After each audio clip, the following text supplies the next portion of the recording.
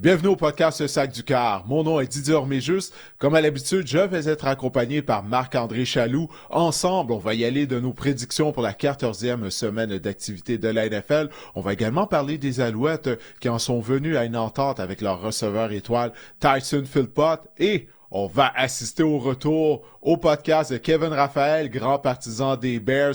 Kevin était allé d'une prédiction qui nous avait laissé un peu sans mots au cours de l'été. Lors de son dernier passage au podcast, il avait prédit une grande saison pour les Bears. Savez-vous quoi? On peut rien dire jusqu'à présent. Il a raison. Alors, cet épisode du podcast Le Sac du Cœur commence à l'instant. Guillaume, par la musique.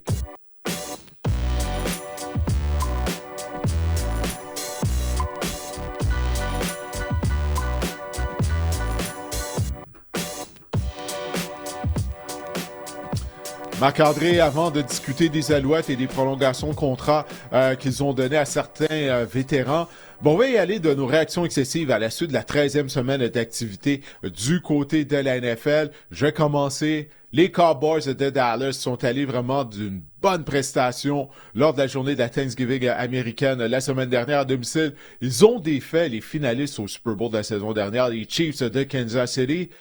Si bien que jumelé au déboire de ton club, les Eagles de Philadelphie, ma réaction excessive, c'est que les Cowboys ont coiffé tes Eagles en tête de la section S de la nationale. Les Cowboys seront champions de section. On va devoir continuer de présenter des excuses à Jerry Jones qui avait échangé Michael Parsons avant le début de la saison. Finalement, Jerry savait ce qu'il faisait. Alors Dallas va terminer au premier rang de la division.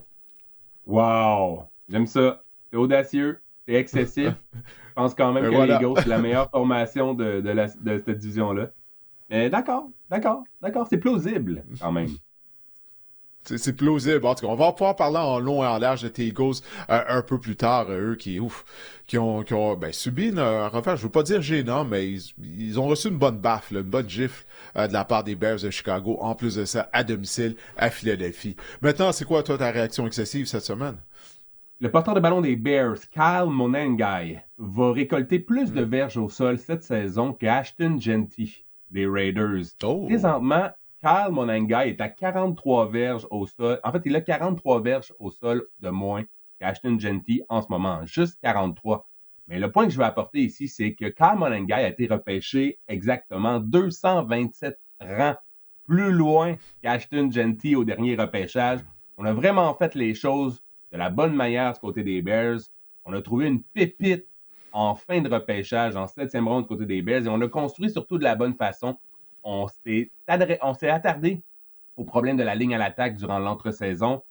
C'est ce qu'on n'a pas fait du côté des Raiders. Didier, la ligne à l'attaque est tout simplement elle est médiocre, en fait, je dirais. Et si je regarde le calendrier de Kyle Monangai en ce moment, jusqu'à la fin de la saison, les Bears vont affronter 2 fois les Packers. Ça ne sera pas facile. Les Browns, ça ne sera pas facile. Détroit et San Francisco.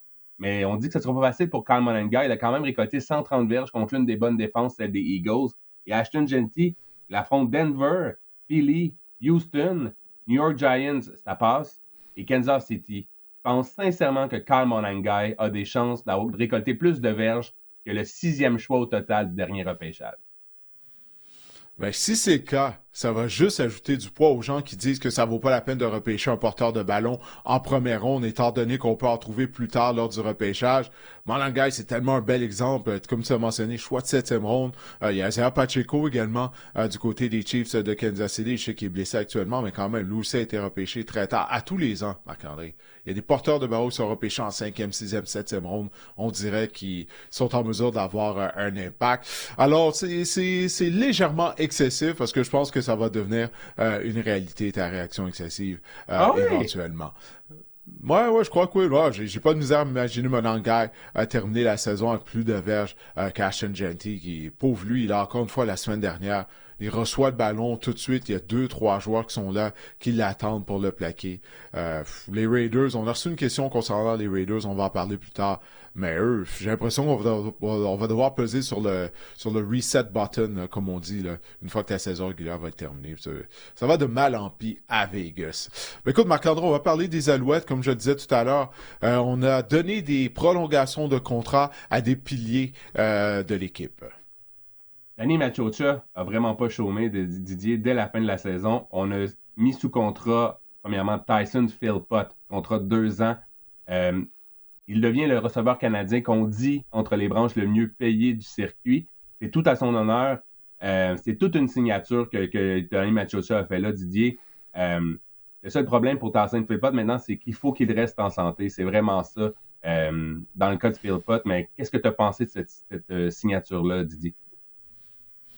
Ben, Philpott, ça devait être une des priorités de Donny Machocha et ça a été le cas. Écoute, c'est un joueur qu'on a repêché, qu'on a développé. Lorsque tu es en mesure justement de sélectionner un joueur au repêchage et qu'il devient un joueur vedette, ben tu te dois là, de le garder au sein de l'organisation. Je pense peut-être que ça a aidé les Alouettes, le fait qu'il reste un an au contrat du frère jumeau de Tyson Philpott, Jalen Philpott, avec les St. Peters, étant donné que Tyson avait mentionné qu'il aimerait ça un jour jouer avec son frère. Mais Donny Machocha l'avait dit lors de son bilan après la saison, tu t'en souviens, tu sais que naturellement l'organisation adore Tyson Philpott. Tyson Philpott aime ça jouer à Montréal. Alors cette association-là va se poursuivre pour Philpott qui, que ce soit receveur canadien ou américain au sein de la Ligue canadienne, est un des joueurs les plus explosifs de la Ligue. Il a une bonne chimie avec Davis Alexander. Alors, les deux vont pouvoir poursuivre leur association là, au cours au moins des 2 prochaines saisons. Comme tu as dit, Donny Machocha n'a pas chômé. Hein? Parce que la semaine dernière, on avait annoncé des prolongations de contrat pour le spécialiste des bottées de précision Maltos Diaz, José Maltos Diaz. Également, le garde partant Donald Ventrelli. Puis là, on a annoncé également la prolongation de contrat de Pierre-Olivier Lestage. Alors ça assure que les 5 joueurs de ligne partant de la fin de la saison des éliminatoires vont être sous contrat pour la saison 2026. Donc, il va y avoir de la continuité au sein de l'unité offensive des Alouettes. Une petite note sur Philpott, ça dicte un peu le marché maintenant pour Sam Emilus, qui devra lui aussi, qui est joueur autonome, ou qui pourrait devenir joueur autonome, disons ça comme ça, en février. Donc, j'ai bien hâte de voir ce que Sam Emilus va pouvoir aller chercher comme nouveau contrat. Et si on parle de P.O. Lestage, Didier, j'adore Pierre Vercheval, la comparaison avec P.O. Lestage. P.O. Lestage, c'est vraiment le gars qui a la hargne, c'est le leader un peu de cette ligne attaque-là. Il dit, Pierre Vercheval a toujours dit, tu peux pas avoir 5 nounours au sein d'une ligne attaque, ça te prend un grizzly. Ben, les Alouettes ont signé leur grizzly à long terme. Oui, et puis une chose que j'ai aimé de la part de Lesage durant la saison, c'est que il avait cette mauvaise habitude là, d'écoper de pénalités. Puis des pénalités, après le sifflet, très souvent, c'est un joueur comme Pierre l'a dit, qui joue avec énormément de hard, mais des fois, il va trop loin, puis ça a coûté aux Alouettes. Mais souviens-toi du match contre les Lions de la Colombie-Britannique, à la fin là, du 4e quart, il avait écopé d'une pénalité sur la dernière séquence des Lions, puis ça avait permis à Sean White d'y aller du botté victorieux sur le dernier jeu du match. Puis Jason Maas avait vraiment pas apprécié ça. Puis il y avait une discussion avec Pierre-Olivier Lesage, puis à partir de ce moment-là, on n'a pas vu Lesage écopier, encore une fois, de ce genre de pénalité-là. Tu as mentionné que c'est un leader au sein de la ligne en attaque. Ben, si tu es un des leaders, justement, tu peux pas écoper de ce genre de pénalité-là. Puis là, je suis content de voir que PO, justement, il semble avoir réglé ce problème-là à partir de cette rencontre contre les Lions. Et puis, écoute, il a été sélectionné au sein de l'équipe d'étoiles de la Division S. Alors, c'est pleinement mérité cette prolongation de contrat-là pour lui. PO Lestage est lié, on dira, à jamais, pratiquement à Donny Machocha depuis les rangs universitaires, avec les Carabins puis les Alouettes. Puis il y avait vraiment là... aucune volonté de quitter Montréal dans le cas de P.O. Lestage. Je vous invite maintenant à vous abonner à nos réseaux sociaux. On a plusieurs pages. On a une page Facebook, Le Sac du Corps. On a une page Instagram également, Le Sac du Corps. Vous pouvez nous trouver sur YouTube. Vous pouvez regarder ce podcast sur YouTube, Le Sac du Corps via Didier Orméjus. Cliquez sur la petite cloche pour vous abonner en haut à droite de votre cellulaire ou de votre écran. Puis on est également sur toutes les plateformes où vous pouvez retrouver vos podcasts favoris, Spotify, Apple Podcasts, etc. Donc, abonnez-vous en grand nombre, c'est grandement apprécié. Ça aide à faire grandir notre projet. Ben oui, partagez la bonne nouvelle avec vos amis qui sont également des mordus de football, que ce soit des Alouettes, de la NFL, parce que là, on entame le dernier droit de la saison régulière du côté de la NFL. Alors, si vous aimez nous entendre discuter de ce qui se passe à travers la Ligue nationale de football et des Alouettes, bien, abonnez-vous au podcast, puis invitez à vos amis également à le faire. Puis justement, là, comme je viens de le dire, on entame le dernier droit de la saison régulière. On va jeter un coup d'œil justement à la course aux éliminatoires éliminatoires du côté des deux associations, Marc-André, parce qu'il y a plusieurs scénarios éliminatoires qui sont toujours possibles. Ben, on va devoir être patient, on va devoir attendre la 18e semaine d'activité, j'ai l'impression, afin d'avoir le portrait complet, justement, de la course aux éliminatoires. Moi, j'en reviens toujours pas de voir les Chiefs en colonne de droite, si loin d'une place en éliminatoire. Essentiellement, ils sont à 2 matchs d'une place en éliminatoire. Ils ont absolument aucune marge de manœuvre. Exactement. Puis les Jaguars de Jacksonville qui se sont emparés du premier rang là, de la division dans le sud de l'association américaine devant les Colts. Les Colts, ça va pas du tout. On va en reparler plus tard. Là, Daniel Jones qui est sur une jambe. Écoute, on n'a vraiment aucune autre solution à la position de quart là, du côté des Colts. Si on décide de faire jouer Daniel Jones dans ces conditions-là, dans cet état-là, je pense que ça pourrait nous coûter peut-être une place en série là, si ça se poursuit. Ouais, c'est qu'on n'a pas le choix. Tu sais, Anthony Richardson est toujours sur la liste des blessés. Le carrière numéro 2, c'est Riley Leonard, l'ancien carrière partant des Fighting Irish de l'Université de Notre Dame. Ouais, c'est ça. Puis c'est une recrue. Puis bon, lui, il a jamais été reconnu pour ses talents de passeur. C'est une double menace avec les Irish. Donc, c'est une des raisons pour laquelle on continue de faire jouer, bien sûr, Daniel Jones. Mais comme tu as dit, on va en parler un peu plus tard. Les Bengals qui sont toujours dans la course grâce au retour au jeu de Joe Burrow. Et si on jette un coup d'œil maintenant du côté de l'association nationale du côté de la NFC.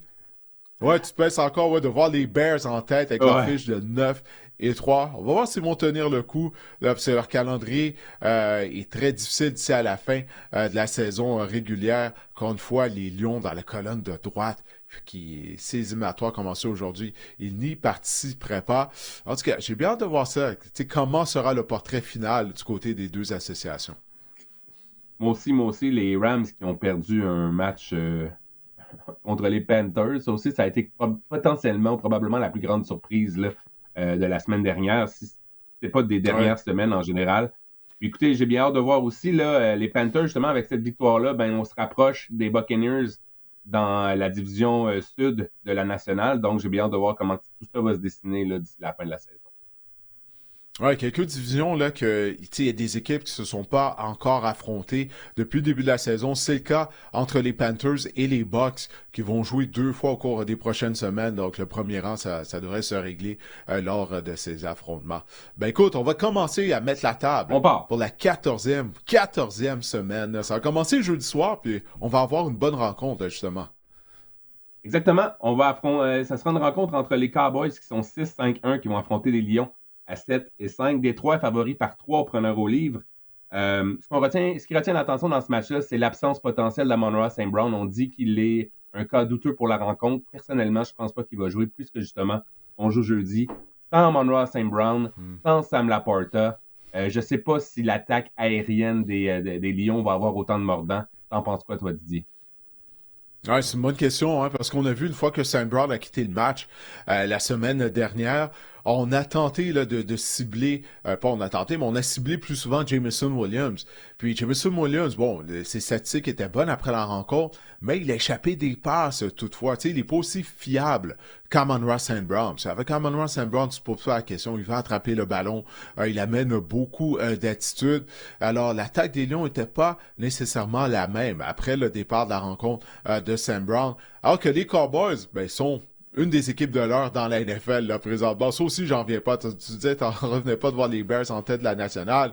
Mais de la façon dont les Cowboys jouent, ils peuvent battre n'importe quelle équipe, n'importe où. Ils vont se présenter gonflés à bloc au Ford Field, à Détroit, alors que du côté de Dan Campbell, bon, on cherche des réponses, on cherche des solutions au niveau de notre attaque. Tu as parlé de l'absence de Laporta également. Puis là, on commence à avoir des blessés, encore une fois, du côté de la défense des Lions. J'ai vraiment l'impression que les Lions sont en perte de vitesse. J'espère que je me trompe. Mais on va devoir espérer toute une performance de la part de Jahmyr Gibbs. C'est la confrontation que je vais surveiller, Marc-André. L'attaque au sol des Lions contre la défense, contre la course des Cowboys de Dallas, qui s'est grandement améliorée depuis l'arrivée de Quinnen Williams. Sais-tu quoi? Je suis allé d'une réaction excessive, positive à l'endroit des Cowboys. Ben, je vais continuer. Je choisis Dallas afin de l'emporter au Ford Field. Wow. Depuis l'arrivée de Wagon, avec Jerry.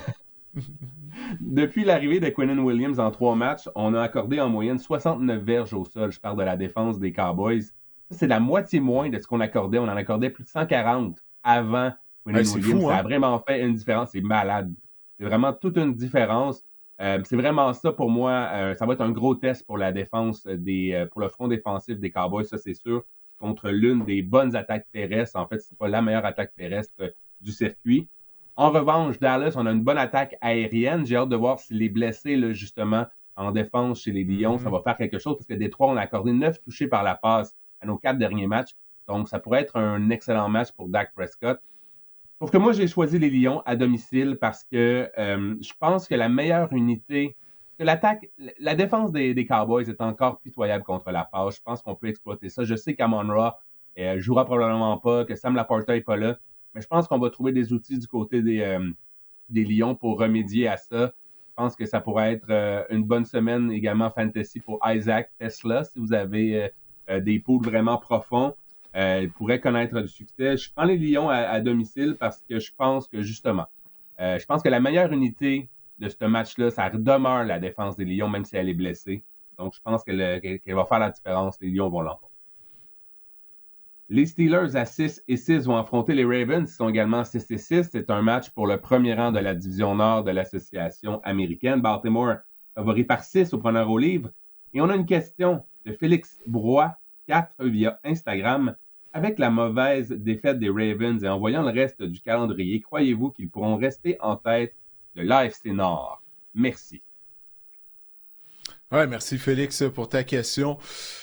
Ouf, les Ravens, ça a été troublant leur performance contre les Bengals de Cincinnati. Tout d'abord, on a été victime de revirement. Et encore une fois, on en a discuté la semaine dernière, Marc-André. Lamar Jackson a pas l'air de Lamar Jackson.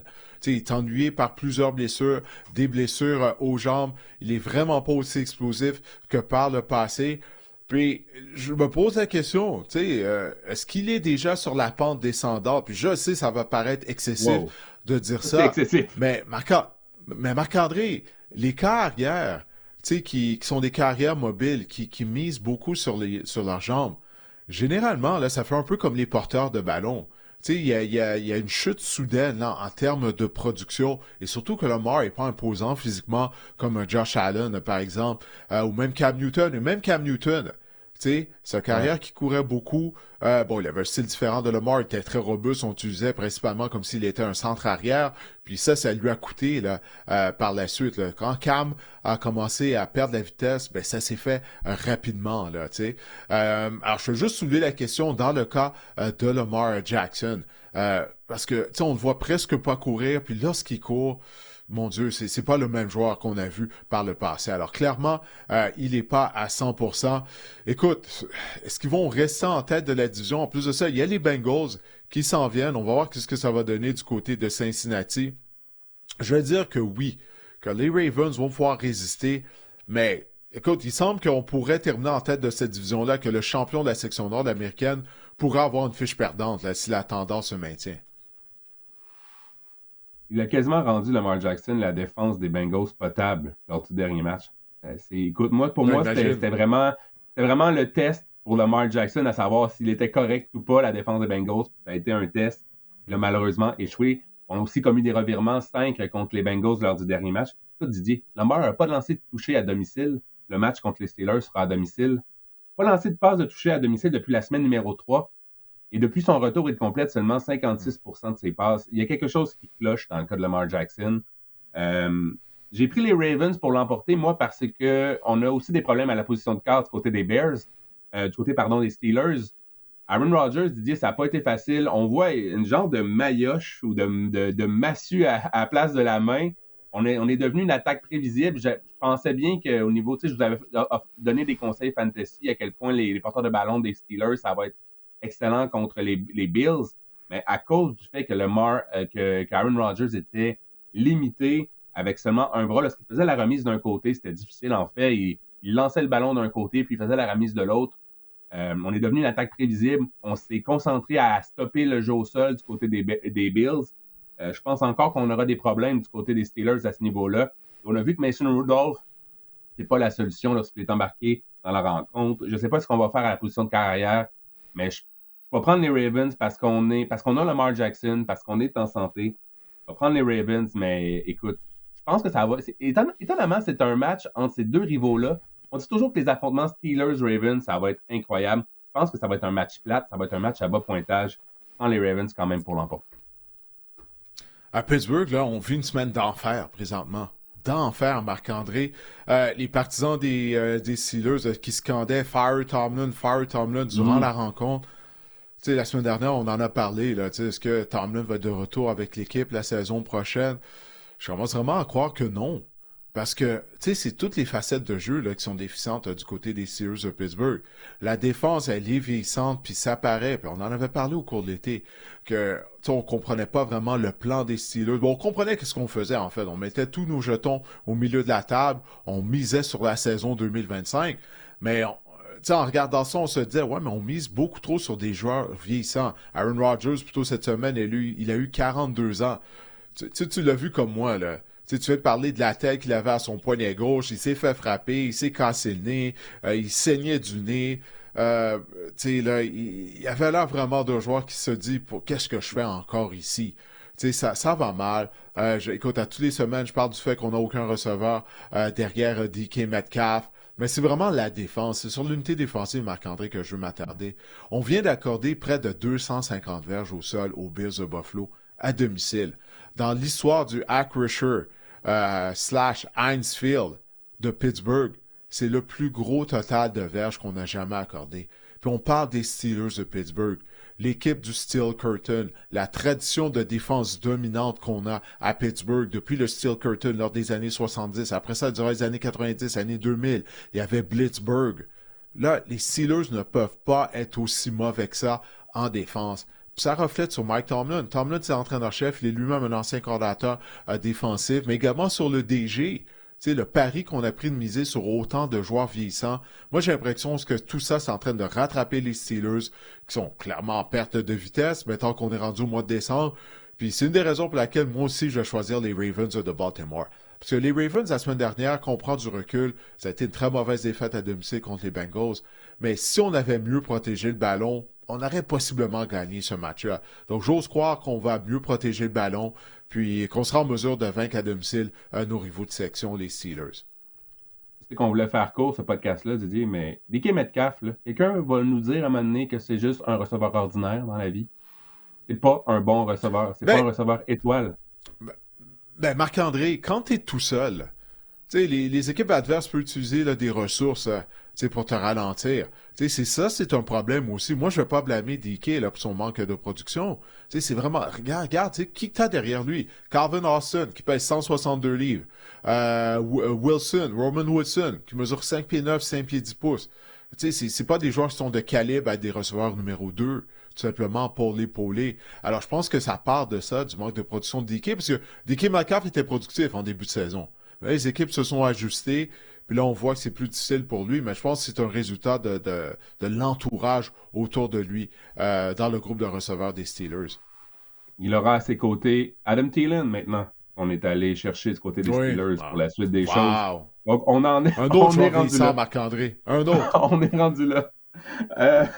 Ouais, bref. Les Colts à 8-4 vont affronter les Jaguars qui sont 8-4 également. Un match vraiment intéressant, ça. Indianapolis favori par 1,5 preneur au livre. On ne sait pas trop sur quel pied danser. Côté des parieurs ou des parieurs à Vegas. Benro77 via Instagram nous demande « Salut les gars, excellent travail. Ma question est, pensez-vous que Jacksonville peut voler le premier rang aux Colts avec un Daniel Jones sur une jambe, avec maintenant la blessure à Sauce Gardner, Didier? Est-ce que c'est plausible? » Ouais, merci Ben. Ben nous envoie des questions régulièrement. Oui, c'est plausible. Mais moi, je n'y crois pas. J'y crois pas aux Jaguars de Jacksonville. Je ne crois pas en Trevor Lawrence. Bon, la semaine dernière, ils ont défait les Titans du Tennessee, mais c'est la pire équipe de la Ligue. Mais la défense, elle a provoqué des revirements, mais cette unité défensive-là, si elle ne provoque pas des revirements, elle me fait penser à celle des Bears de Chicago. Si on provoque pas de revirements, on accorde beaucoup de verges. Et puis Lawrence, est-ce qu'il peut jouer avec constance? Simplement éviter les erreurs non provoquées, éviter les revirements régulièrement. Je doute qu'il est en mesure de faire. Il l'a fait la semaine dernière, mais encore une fois, c'était contre les Titans du Tennessee. Alors, pour répondre à la question de Ben, non, j'y crois pas. Je sais que les Jaguars sont présentement en tête de la division, Mais j'y crois pas aux Jaguars, je refuse d'y croire. Puis je préfère les chances des Texans de Houston, justement, de terminer au premier rang plutôt que les Jaguars. J'ai plus confiance aux Texans, parce que je sais que leur unité défensive se présente à toutes les semaines. Et puis j'ai pas lancé la serviette dans le cas des Colts d'Indianapolis. Seul problème, c'est que tu le mentionnais tout à l'heure, Daniel Jones joue sur une jambe. On l'a vu la semaine dernière lors de ses reculs de passe. C'était pas facile, c'était pas fluide. Et puis on n'a pas couru avec Daniel Jones. Tu sais, une de ses forces, c'est sa mobilité. Là, on l'a gardé dans la pochette, c'était voulu. On voulait pas qu'il aggrave cette fracture à une jambe qu'il a. Alors, c'est ça. Donc, sans les jambes de Daniel Jones, l'attaque des Colts n'est vraiment pas la même. Je vais choisir Jacksonville malgré tout ce que je viens de dire, OK? Pourquoi? Parce que l'histoire est contre les Colts. Marc-André, puis peut-être que tu as cette note-là, là, tu as pris ça en note aussi de ton côté. Les Colts n'ont pas gagné à Jacksonville depuis 2014. 2014, wow. Ça fait 11 ans qu'on n'a pas gagné à Jacksonville. On perd tout le temps lorsqu'on va jouer dans le domicile des Jaguars. Alors, je crois que cette tendance va se poursuivre. C'est la raison pour laquelle je vais choisir les Jaguars afin de l'emporter contre Indianapolis. On se rend compte que c'est important un Perroni dans la vie parce que Daniel Jones complète seulement 42% de ses passes lors de ses 2 derniers matchs. Le résultat de ça, c'est que les Colts, on a seulement récolté 80 verges au sol également lors des 2 derniers matchs. Donc, on contient Jonathan Taylor. On n'est pas niaiseux du côté des défenses adverses quand même. Les Jaguars, on joue de l'excellent football en défense en ce moment. 12 sacs à nos 4 derniers matchs du côté des Jaguars. Moi aussi, je prends les Jaguars pour emporter. Puis je trouve qu'on a une meilleure mine là, avec Jacoby Myers depuis l'acquisition de Jacoby Myers et depuis le retour de Brenton Strange également la semaine dernière, qui a quand même fait la différence, qui a inscrit un touché entre autres. Donc, moi, je prends les Jaguars, toi aussi. Les Bengals à 4-8, probablement l'équipe la plus le fun de 4-8 de l'histoire du circuit en ce moment. Ils vont affronter les Bills à Buffalo, qui sont également 8-4. C'est des fiches palindromes, comme j'aime le dire. Buffalo favori par 6 au preneur au livre. On a une question d'Alexis65 Lefebvre via Instagram qui nous demande « Bonjour messieurs, est-ce que vous croyez que les Patriots gagneront le 2e match contre les Bills dans 2 semaines? » Merci beaucoup. Didier, alors, est-ce que tu penses que les Bills, là, on est mieux nantis ou on va faire une meilleure performance là, face aux Pats dans 2 semaines? Écoute, on va voir. Les Patriots, ils ont congé cette semaine. Donc, ils vont être frais et dispo pour affronter les Bills à Foxborough en plus, étant donné qu'ils avaient vaincu les Bills à Buffalo plus tôt cette semaine.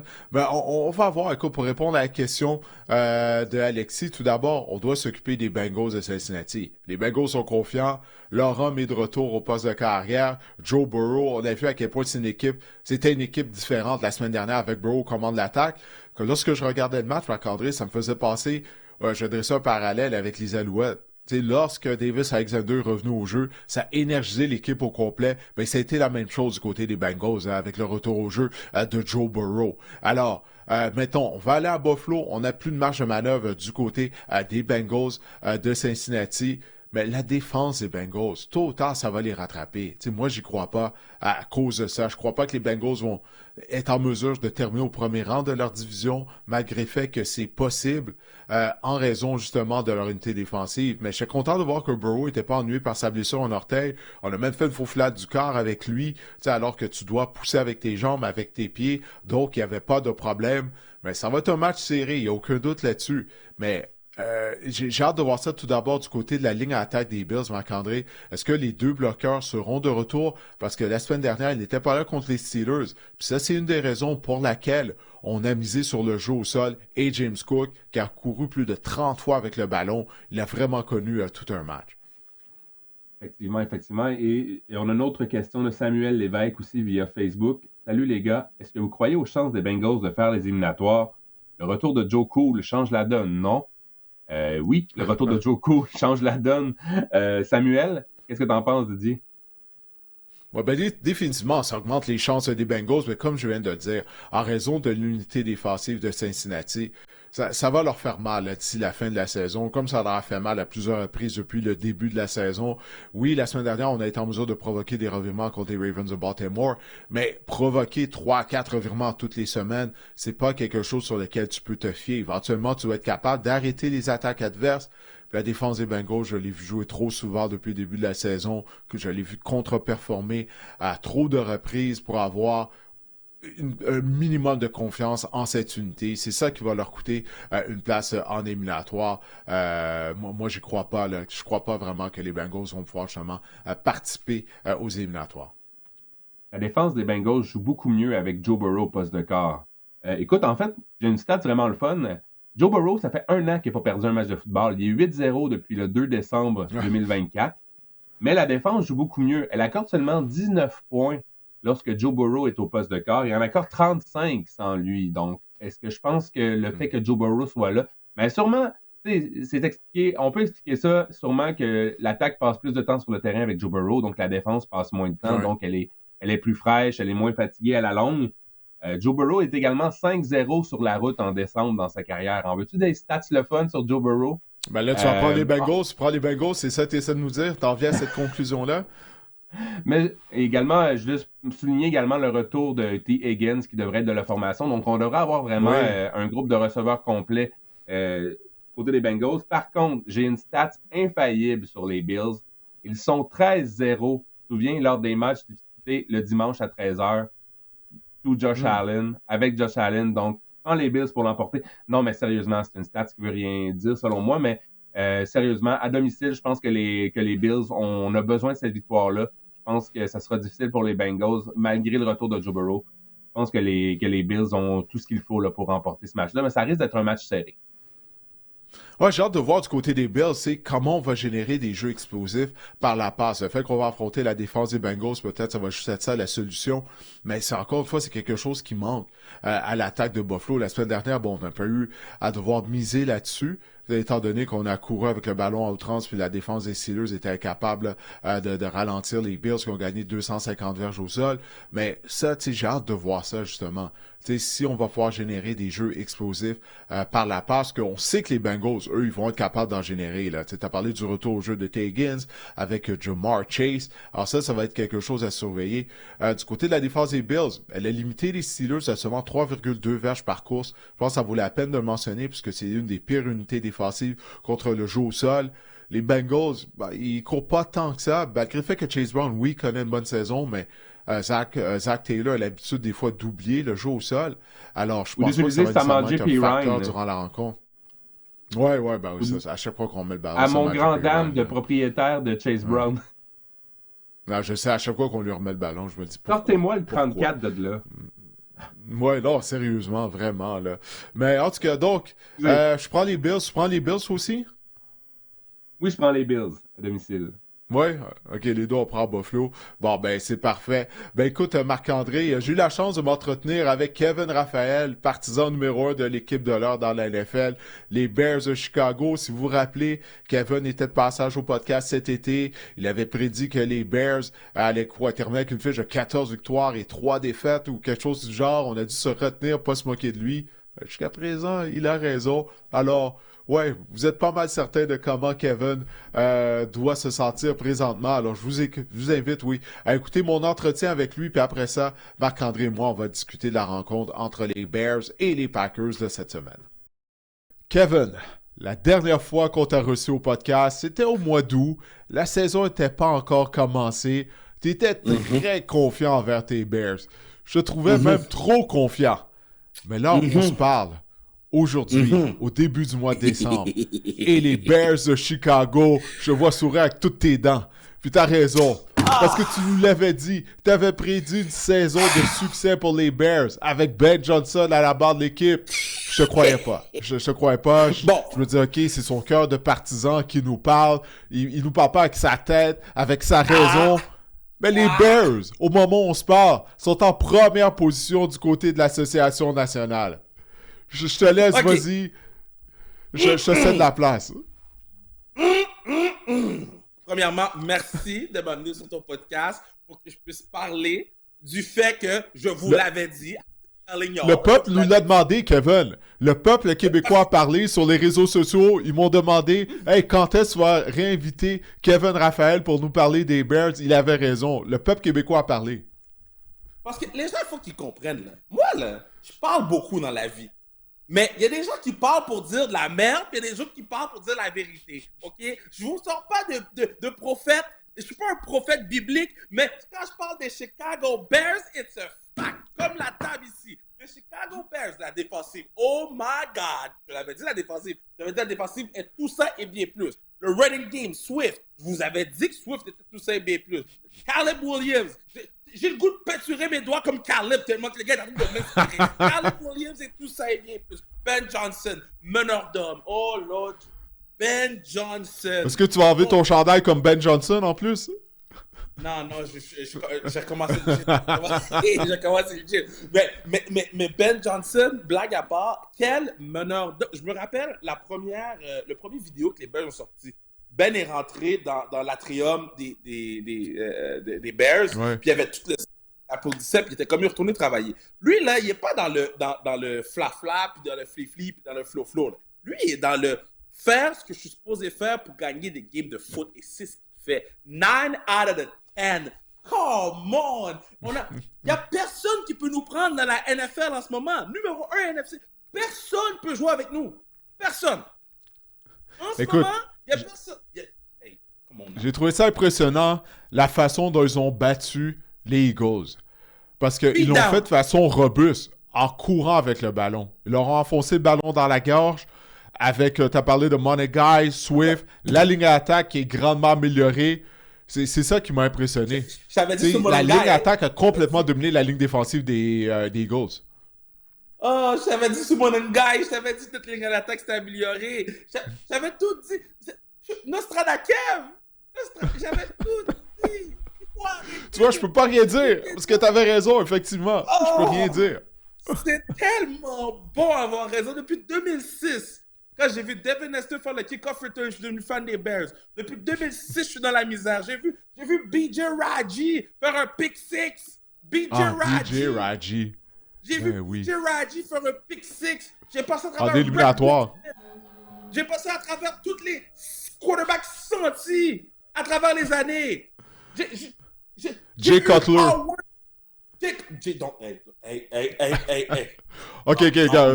On va faire comme si j'ai rien dit. On veut te garder de bonne humeur. J'ai eu des défensives qui ne pouvaient pas arrêter un nez de saigner. Puis aujourd'hui, je me suis levé lundi matin. Good morning, America! Numéro 1 du NFC. Comment?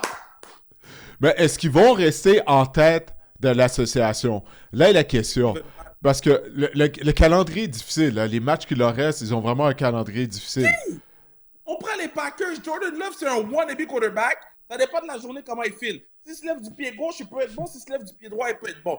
Jordan Love, c'est un pick machine, OK? Puis, je vous dis, regardez Matt LeFleur sur le banc, là. Matt LeFleur, là, il le sait.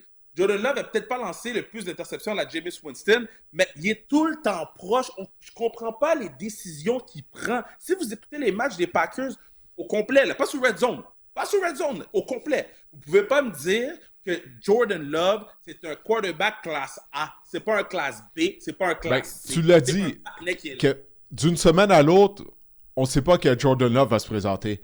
Parce que la semaine dernière, il a vraiment bien joué, là, à Détroit, au Fort Field, contre les Lions.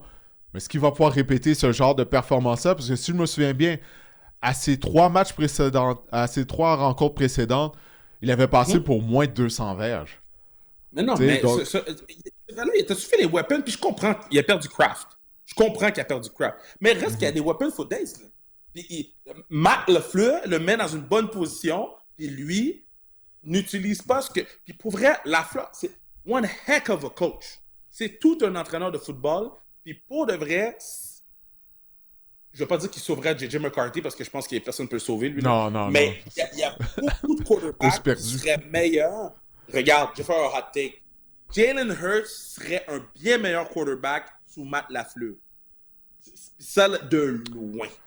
De la façon dont les Eagles jouent, je suis même pas sûr que c'est un hot take. Parce que je comprends pas qu'est-ce qui se passe avec l'attaque des Eagles. Ça, c'est un autre sujet de conversation.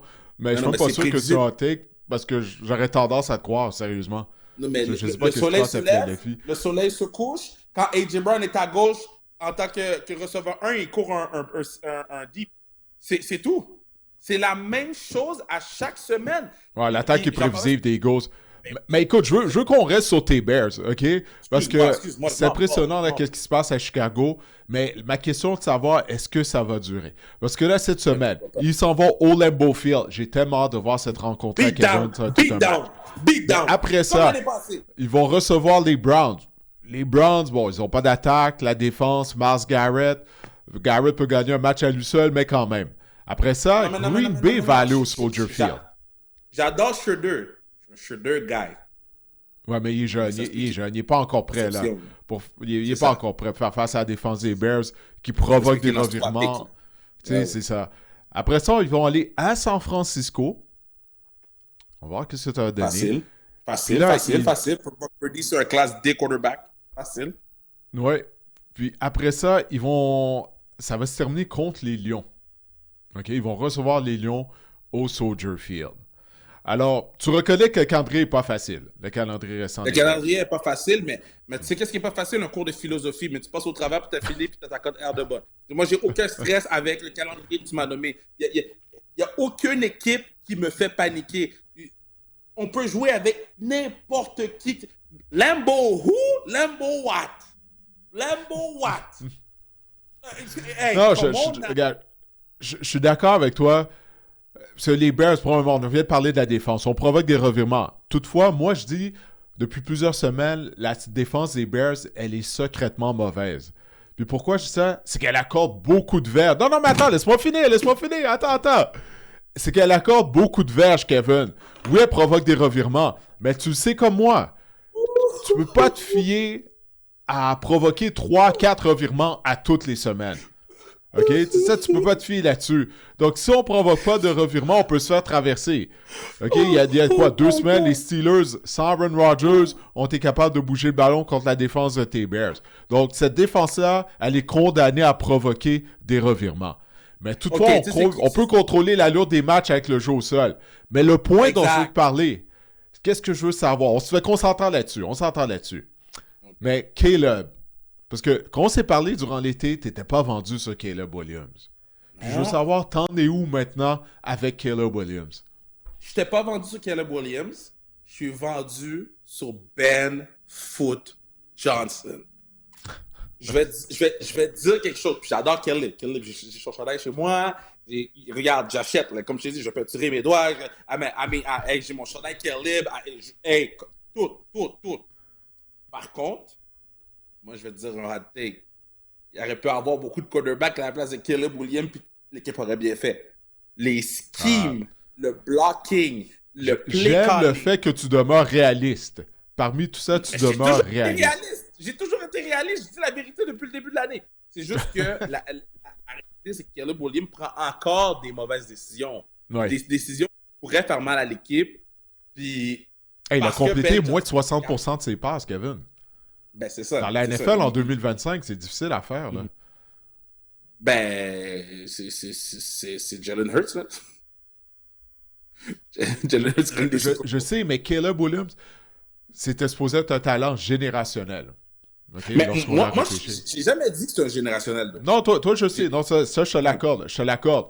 C'est qu'on remarque une amélioration de sa part, comparativement juste au début de la saison. Souviens-toi, le premier match, il courait comme une poule sans tête dans la pochette.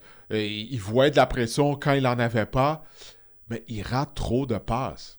Tu sais qu'est-ce que Ben Johnson a réussi à sauver Williams de... Il a sauvé Williams de lui-même. Parce qu'avant, Caleb Williams devait lire la défensive et trouver le joueur ouvert. Ben Johnson te colle un jeu qui va y avoir un joueur ouvert. Tu n'as pas besoin d'apprendre à lire. Okay? À go, on lit, je suis ambassadeur depuis 8 ans. Caleb Williams n'en a pas besoin. Parce que les jeux, de la façon qu'ils sont faits, ton option 1 puis ton option 2, puis après ça, tu te lances en terre parce que c'est un sac. Puis Ben Johnson croit tellement que c'est un offensive guru qu'il va mettre, je te dis, on peut mettre beaucoup de quarterbacks à la place de Caleb Williams, puis les Bears ont du succès. Puis il y a certains quarterbacks, si tu les mets dans le système de Ben Johnson, regarde ce que Ben Johnson a fait avec Jared Goff. Jared Goff, qu'est-ce qu'il fait cette année, Jared Goff? Non, c'est plus difficile. L'attaque des Lions, là, elle connaît des ratés. C'est plus difficile. Ça, je te l'accorde. Non, écoute, je vois ça exactement comme toi. qu'il y a d'autres carrières qui pourraient avoir même plus de succès que Caleb Williams en a présentement. 100%. Mais il ne faut pas oublier que c'est juste sa 2e année dans la NFL. Puis au moins, on remarque une amélioration. Donc ça, c'est positif. Puis il prend moins de sacs. Parce que, tu sais, l'année dernière, là, oui, la ligne d'attaque des Bears était pourrie. Mais tu le sais, il conservait le ballon beaucoup trop longtemps. Exact. Alors maintenant, Exact. on va tout simplement se débarrasser du ballon quand il sort de la pochette. Et il essaie pas d'en faire trop. Puis ça, c'est un pas dans la bonne direction. Oui, ben c'est ça. S'il Il ne est bien gagne pas coaché. Coach of the Year, Ben Johnson, là, pour de vrai, je ne sais pas à qui vous pouvez le donner. Là. Parlez-moi pas des Colts, parlez-moi pas des Rams, c'est terminé. Mike Vrabel pour l'entraîneur de l'année. Je suis capable d'avoir la discussion avec toi. Et la discussion va s'arrêter à regarde qu'est-ce que les Patriots ont et regarde qu'est-ce que les Bears ont. Si on regarde défensivement, la défensive des Patriots a plus de potentiel que celle des Bears. Puis il reste que celle des Bears performe mieux. Offensivement, performe mieux. La défense des Patriots, c'est parmi les meilleurs de la NFL. C'est que les Bears provoquent beaucoup de revirements. T'sais, à toutes les semaines, ils en provoquent. T'sais. Tu regardes l'attaque des Patriots, je suis capable de te dire, Diggs est meilleur que Dunze, mais est meilleur que Williams. Après ça, running back, c'est nous qui gagnent. Tight end, leurs 2 tight ends sont meilleurs que nos 2 tight ends. Je suis capable de te dire que les joueurs des Patriots, sur papier, sont meilleurs que ceux des Bears. Mais imagine-toi Drake May à la place de Caleb Williams. Écoute, ça là, tu te rappelles quand le patinet dans Avengers avait toutes les bagues là? Il avait le pouvoir de faire disparaître les gens. Thanos là? Ça serait Drake May avec Ben Johnson. Pour de vrai, Drake May, c'est... OK, oh my God. Je vais aller avec un hot take. Oh, OK, here we go. Go. Mais c'est ce qui se rapproche le plus de Andrew Luck. Pour moi, il n'y a aucun autre quarterback dans la NFL actuellement qui pouvait se rapprocher de ce que Andrew Luck était quand il était fort. Lancer la balle loin, être précis, lancer en mouvement, bouger la ligne comme il faut. Un vrai général, là. Drake May, tout ce que Andrew Luck était, puis le partenaire est à sa 2e année. Wow. Le calme aussi. Parce qu'on vient de parler de Caleb qui est agité dans la pochette. Là. Des fois, il voit de la pression quand il n'y en a pas.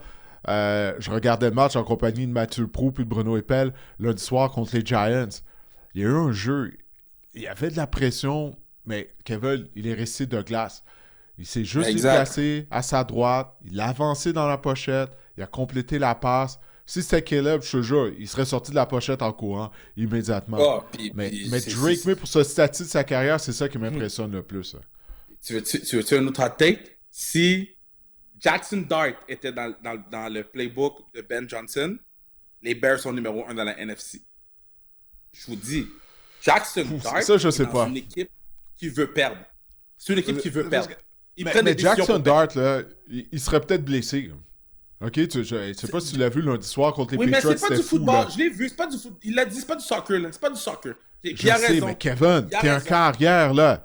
Il est pas aussi... Tu sais, c'est pas un gros gars, c'est pas Cam Newton, c'est pas Josh Allen, là. Pour se frapper comme ça. S'il veut prendre des coups, puis il est capable de se lever, lève-toi. Lève-toi et marche. Mais sa carrière va être courte. Il a déjà subi une commotion cérébrale. Je pense qu'il a déjà été évalué au moins 6 fois, je pense, depuis le début de la saison pour des commotions. Ça, c'est son problème. Sa carrière va être courte. Mais c'est lui qui joue. Si lui a besoin de se faire frapper pour se sentir dans la game, parce que, tu sais, si on parle de la game de lundi, là, si c'est pas Theo Johnson qui drop 3 balles, là, on a une game différente. La passe qu'il a échappée dans la zone début. Ça aurait pu changer la lune. Ça, c'est un. Puis il a échappé 3 mauvaises balles durant le match. Là. Il est quand même dans le match, oui. Sideline coûtait un 15 verges. Ouais. Ce match-là aurait été totalement différent. Puis là, on parlerait peut-être des Patriots différemment suite à ça. Parce que les Giants ont joué sensiblement, offensivement, un bon match de foot. C'est juste que si on n'attrape pas les balles quand les gars sont ouverts, puis l'autre affaire, est-ce qu'on peut ne pas aller du côté de Gonzalez? Là? Je comprends pas qu'est-ce qu'on pense qu'on fait. Là. Laissez-le tout seul sur son nez, c'est Darrell Revis. Là. Gonzalez, c'est, avec Surtain, les 2 meilleurs corners de la ligue. Ah, Derek Stingley à Houston. Oublie pas Derek Stingley à Houston. Non. Je le mets Non, loin, Houston, loin. Stingley, c'est solide, Kev. Stingley est solide à cause du front. Mais là, dans n'importe quelle autre équipe, il n'est pas aussi solide que ça. Il est solide à cause du front qui est nasty à Houston. Tandis que Non, Surtain... ça, je suis d'accord. Le front de la défense des Texans peut être terrifiant, là. Ben, quand même, Stingley, parce que tu parles de Surtain. Surtain est dans une situation similaire. Tu sais, les Broncos mènent la ligue pour les sacs. Puis ils ont mené la ligue l'année dernière également pour les sacs. Surtain, il fait ça depuis date, là. C'est pas aujourd'hui que Surtain... C'est maintenant que la défensive des Broncos est meilleure avec les additions qu'ils ont eues. Puis ils ont solidifié la terre. Tu sais, ils ont solidifié partout les Denver Broncos. Puis Gonzalez, il n'y a pas de front à Patriots, là. Il n'y a pas de ils n'ont pas un pass rush comme les Broncos ont ou les Texans ont. Mais ils sont solides contre la course. Les Patriots sont à Max Crosby de gagner le Super Bowl. Ouais, ça serait quelque chose. Hein. T'ajoutes un Max Crosby. T'ajoutes un Max Crosby à toute défense. Cette unité défensive est améliorée. Mais tout ce qui leur manque, il est en train de gaspiller son talent à Vegas, mais il veut pas être échangé. Alors, c'est son problème. Il veut pas être échangé. Lui, il veut continuer de jouer pour les Raiders. Tu vas habiter à Vegas. Si tu habites à Vegas, c'est comme si tu joues pour Miami. Je vais pas me faire échanger à Cleveland. Oui, mais après ça, viens pas chialer quand l'équipe perd, par exemple. Non, ça, c'est comme Myles Garrett qui chiale depuis le début de la saison. Il aurait pu quitter Cleveland. Souviens-toi, même il avait dit durant la saison morte qu'il avait fini avec les Browns. Là, finalement, il a choisi l'argent, il a décidé de rester. Mais après ça, tu peux pas chialer. C'est la même chose pour Max Crosby. Tu veux vivre avec Myles Garrett, parfait. Mais viens son pas de record en ce moment qu'il va battre, là, parce que c'est sûr qu'il le bat. Là. Je pense qu'il en manque 3. Là. Il manque 3 sacs. Il en manque juste 4. Il va peut-être l'avoir cette semaine. Il manque 3 games, je pense. 3 ou 4 games à la saison. Juste que les gens comprennent. Il en reste 5. Puis il a besoin de 4 sacs en 5 matchs. Juste pour que les gens comprennent l'ampleur de ce que Myles Garrett fait actuellement. Là. Myles Garrett va établir le record de sacs dans une équipe qui a rarement l'avance. Ça veut dire que les équipes... Je sais, j'arrête pas de le dire. Sont pas obligés de faire des passes. Ça veut dire que pour le peu de passes qu'ils font, le partenaire fait des sacs. Est-ce que tu peux imaginer si tu étais dans une équipe comme... je vais dire Buffalo, mais pour Buffalo, c'est des prétendeurs, là, mais plutôt les Patriots. Les Bears, c'est des équipes qui vont chercher des avances et qui les gardent assez longtemps pour que l'autre équipe soit obligée de faire. Imagine Myles Garrett avec les Kansas City Chiefs. Non, je sais. Écoute, c'est historique. La saison connaît il va atteindre le 25 sacs, peut-être même. Ça serait incroyable. Il peut le faire. Je te dis, il peut le faire. C'est à quel point il est bon. Mais il faut qu'il prenne l'avance. Il faut qu'il prenne l'avance. Je sais, mais écoute, ils n'ont pas eu l'avance de l'année. Puis malgré tout, là, il est rendu à 19 sacs. Tu sais, c'est phénoménal qu'est-ce qu'il fait. S'il avait l'avance, c'est qu'il pourrait atteindre les 30 sacs. Le 30. Tu sais, c'est un gars qui pèse 275, 280 livres. Écoute, c'est tout un phénomène. Là. C'est vraiment tout un joueur. Donc, écoute, avant qu'on se laisse, Kevin, je vais même pas te demander ta prédiction pour le match contre les Packers de cette semaine. Parce que t'es un partisan des Bears. Alors, tu penses que ça va être facile? C'est pas partisan des Bears. Tout ce que j'ai dit depuis le début de l'année, je l'ai pas dit à partisan, je l'ai dit à connaisseur. Et qu'est-ce que j'ai dit est arrivé. Bon, mais pour de vrai, cette semaine, connaisseur. Mais pour de vrai, cette semaine, ça va être un beatdown des Packers. Pourquoi? Parce que, pour moi, si Jordan Love joue comme il joue actuellement, là, même la semaine passée, il a lancé des balles qui n'ont pas été attrapées. Jordan Love va lancer sur du triple coverage comme si de rien n'était, là. Au lieu de prendre le check-down qui est ouvert. S'il fait ça contre les Bears, qui sont spécialistes dans les takeaways, c'est terminé ce match-là. Puis, il y a la défensive des Packers, puis je comprends, Micah Parsons, c'est quelque chose. Mais s'il y a un coach qui peut... J'allais te parler de ça. Il y a un coach qui peut s'occuper de Micah Parsons. Moi, je te dis, Micah Parsons ne fait pas de sac en fin de semaine. Mais il fait pas de sac. T'as d'autres joueurs, tu sais, t'as Gary notamment, tu sais, qui peut presser carrière adverse. Moi, c'est ça, j'ai hâte de voir cette confrontation. Gary fait pas de sac cette semaine.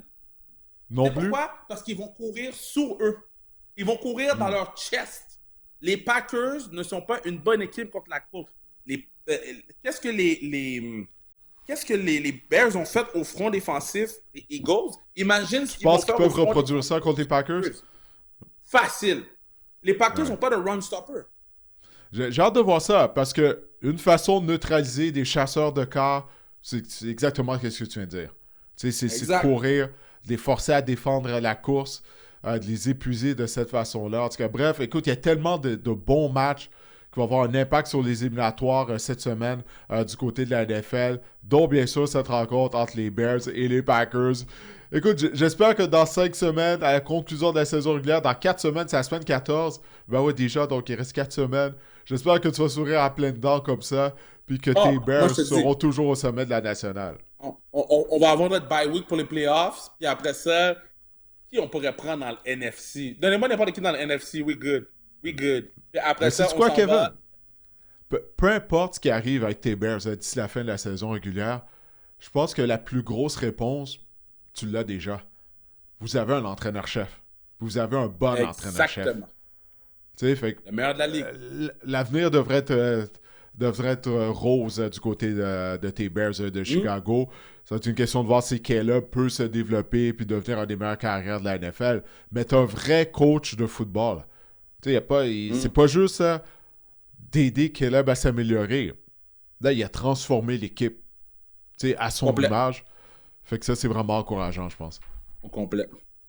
Parfait, Kev. Hey, je te remercie. On va continuer à célébrer toute la semaine. On est number one in the NFC. Moi, je célèbre toute la semaine, moi. Si vous me cherchez, je vais vous faire une toast tantôt ce soir. We're gonna turn up, baby. Let's go.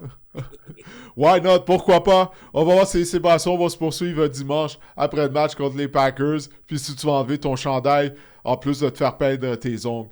Kevin Raphaël, hey, je te remercie de ton passage au podcast. Merci. All right. OK, ciao. Allez, porte-toi bien. Je peux dire, Didier, que jusqu'à maintenant, c'est un cas d'arroseur arrosé là, dans le cas des Bears de Chicago en ce moment. Mais bon, la saison, il reste encore des matchs à la saison. Allons voir comment que les Bears vont conclure la saison. Les Bears, donc, on dit, ils ont une fiche de 9-3. Je me pince encore, comme je le dis. Face aux Packers, qui sont 8-3-1. Green Bay favori par 6,5 au preneur au livre. On a des questions à propos des Bears, évidemment. JF Rousseau sur X demande, pensez-vous que les Bears sont de vrais prétendants? Le match contre les Packers nous en dira beaucoup. On va voir si Ben Johnson va rester habillé ou non après le match. Il annonce pas à Green Bay.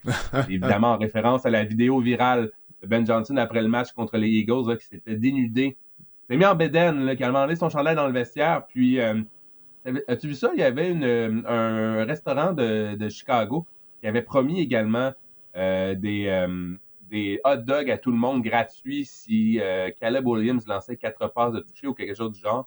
Bref, ou si Ben Johnson enlevait son chandail, mais ça a été le cas mardi. On a vu des fils là, à Chicago pour aller chercher un hot dog. Bref, est-ce que tu penses que les Bears sont de vrais prétendants, Didier?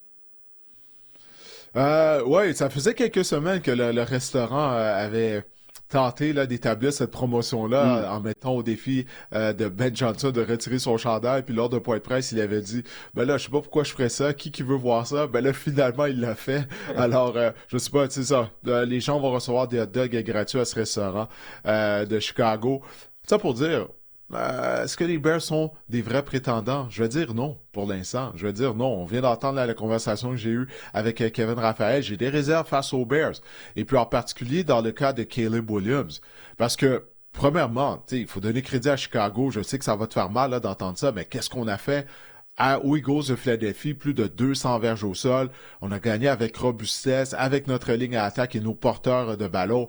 Mais lors de cette rencontre, Caleb Williams a complété seulement 47% de ses passes à Marc-André et seulement 27% de ses passes tentées étaient dans la cible. Et étaient des passes qu'on jugeait attrapables.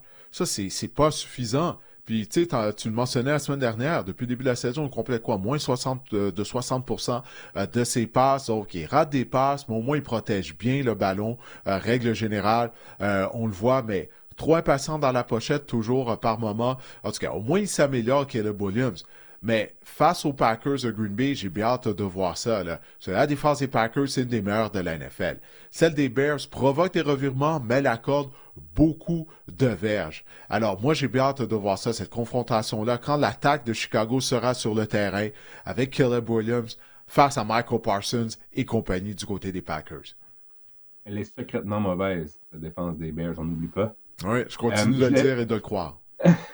Je voulais juste saluer Tom et Siam là, sur Instagram qui nous envoie une question qui vraiment se rattachait à la question précédente qui nous demandait si avec la victoire face aux Eagles, les Bears sont de sérieux prétendants au Super Bowl. Ça rejoint vraiment la question de GF Cousteau à ce niveau-là. Moi aussi, j'ai de la misère à endosser les Bears. Je sais, là, je ferai pas plaisir aux partisans des Bears. Il y a 7 défenses dans la NFL en ce moment qui accordent moins de 20 points par match. Les Bears en ont affronté aucune. Il y a présentement 6 défenses dans la NFL Il y a présentement 6 défenses dans la NFL qui accordent moins de 300 verges par match. Les Bears en ont affronté aucune. Là, vous allez me dire que la semaine dernière, on a dit que c'était un bon test contre les Eagles. C'est un test qu'ils ont réussi, mais je pense que là, les Packers, c'est un bon test également pour les Bears. Surtout que Ben Johnson, je ne sais pas si tu te souviens, lorsqu'il avait été embauché par les Bears dans l'entre-saison, il avait dit qu'il adorait battre Matt Lafleur 2 fois par année en conférence de presse lors de son introduction. Il faut dire que Ben Johnson, en tant que coordinateur offensif des Lions, avait une fiche de 5-1 contre Matt Lafleur. Alors, j'ai bien hâte de voir là, justement Matt Lafleur. Je pense que cette citation-là est peut-être dans le vestiaire des Packers. Je pense qu'on va sortir fort pour ce match-là. Prends les Packers pour l'emporter, d'autant plus qu'ils ont remporté 11 des 12 derniers duels contre les Bears. Ben oui, parce que c'est ça, il était conscient là, lors de son point de presse. Les Packers sont les grands rivaux des Bears, puis comme tu l'as mentionné au cours des dernières années, Green Bay a eu le dessus sur Chicago. J'ai hâte de voir ça, mais tu sais qu'est-ce que j'ai hâte de voir aussi? Quel genre de performance Jordan Love va offrir? Parce que la semaine dernière, après avoir raté quelques passes en début de match à Détroit contre les Lions, il a vraiment été magistral. Là, en plus de ça, on a parié en 4e essai. Il a complété des passeurs de 4e essai. Moi, je veux voir ce Jordan Love à toutes les semaines. OK? Puis je comprends pas pourquoi, avec tout le talent qu'il a, pourquoi, si je ne me trompe pas, lors de ses 3 rencontres précédentes, il a passé pour moins de 200 verges. Passer pour 200 verges, c'est pas si difficile que ça. Là. Alors, Jordan Love, est-ce qu'il peut jouer à la hauteur de son immense potentiel à toutes les semaines? C'est ça, j'ai des réserves. C'est pour ça que j'ai de la difficulté à en croire à Jordan Love, parce que d'une semaine à l'autre, j'ai aucune idée de la performance qu'il va offrir.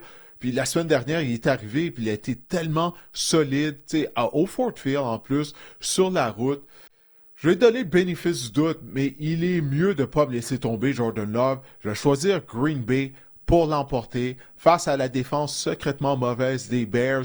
Et j'ai confiance en Michael Parsons et l'unité défensive des Packers. Alors, je choisis Green Bay. Le séjour des Bears en tête de l'association nationale va juste durer 1 semaine. Wow! Les Texans 7-5 vont affronter les Chiefs qui sont 6-6. Kansas City favoris par 3,5 à domicile.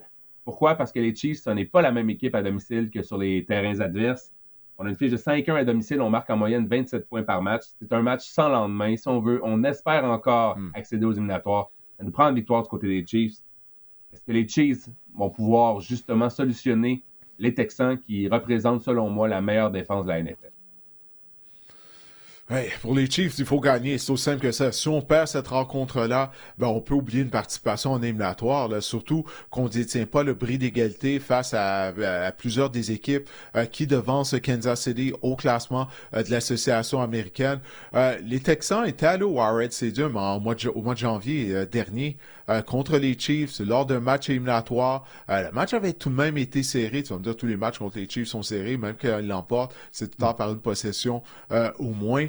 Mais là, la défense de Houston joue vraiment très bien. Et puis là, CJ Stroud est revenu au jeu la semaine dernière. La ligne à l'attaque le protège beaucoup mieux que lors de la première moitié de la saison. Là, cette ligne à l'attaque-là va vraiment être mise à l'épreuve.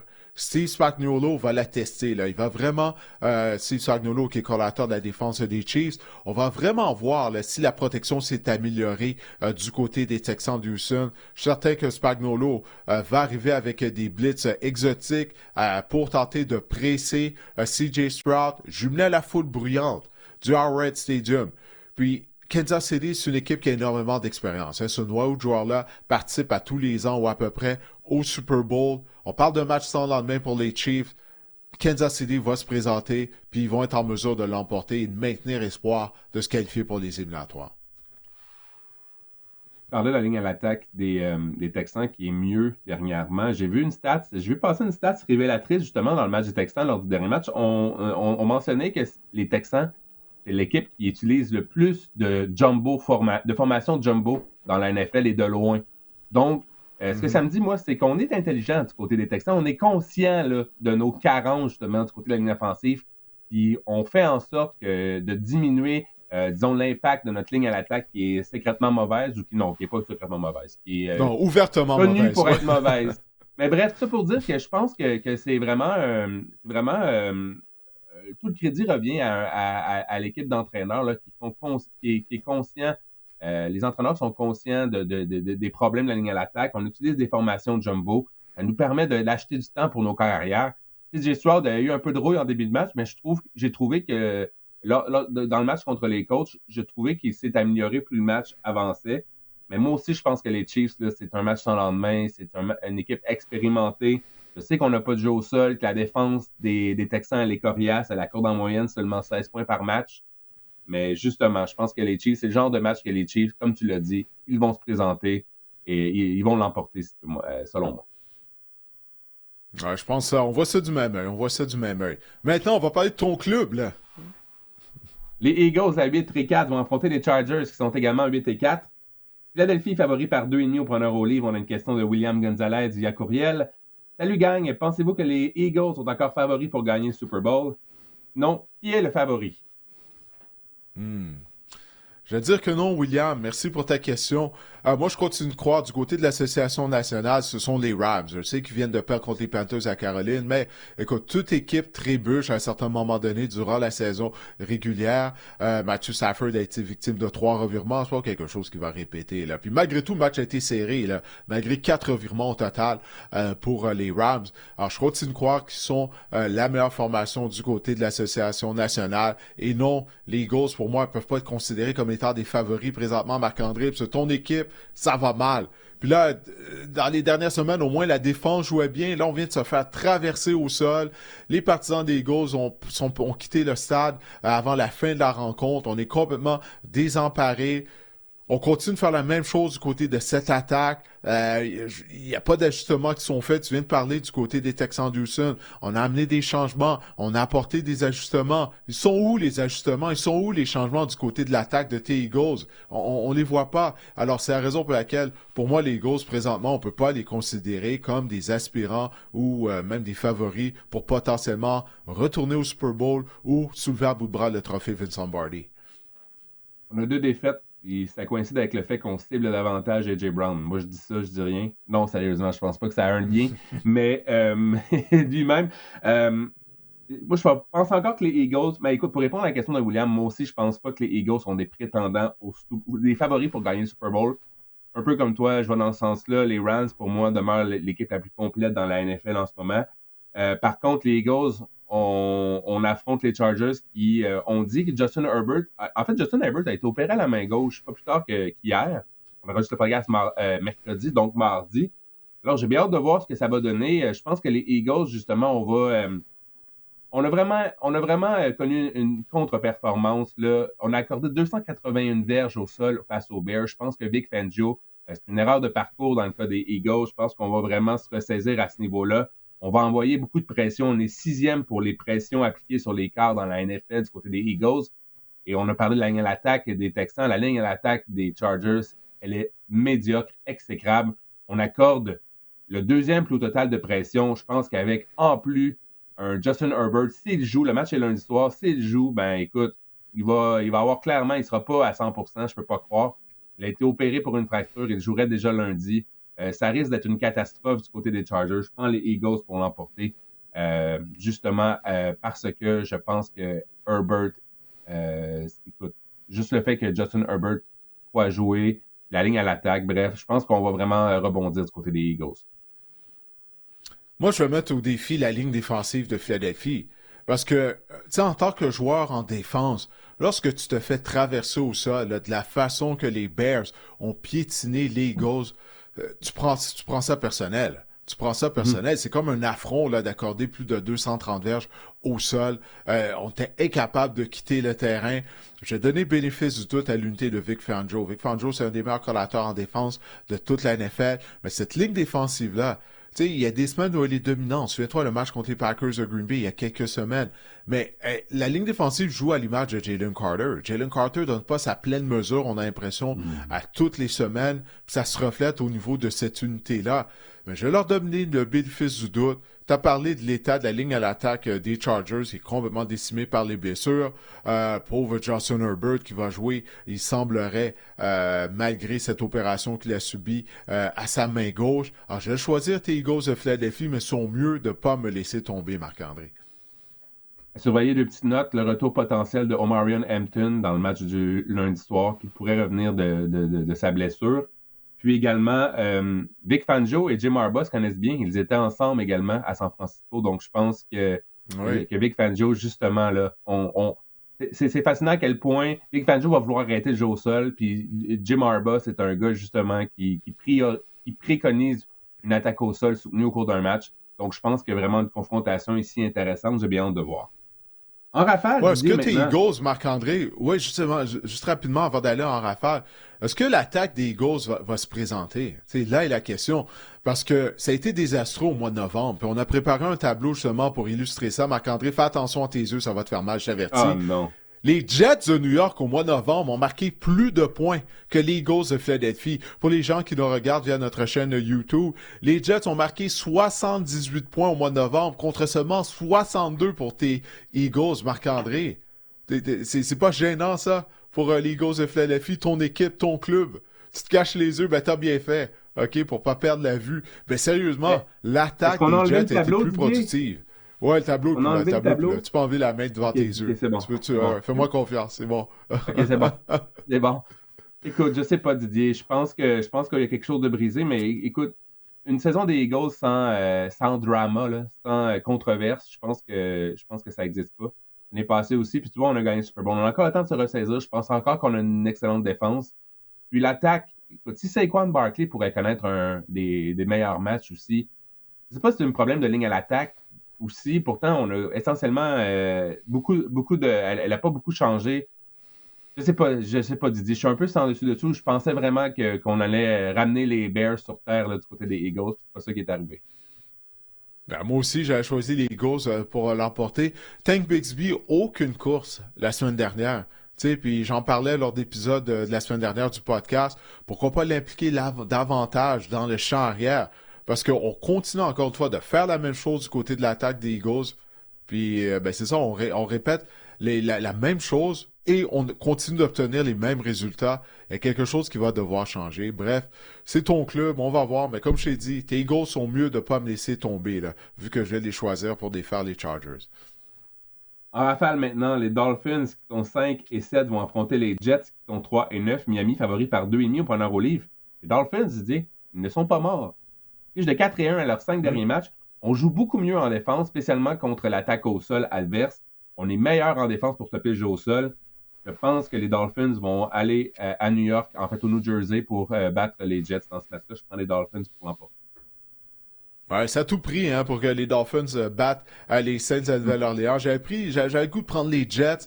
Je vais y aller avec Miami. Parce que tout simplement, je sais que l'attaque des Dolphins va être en mesure de gagner des premiers essais au moins, alors que l'attaque des Jets elle continue d'être médiocre.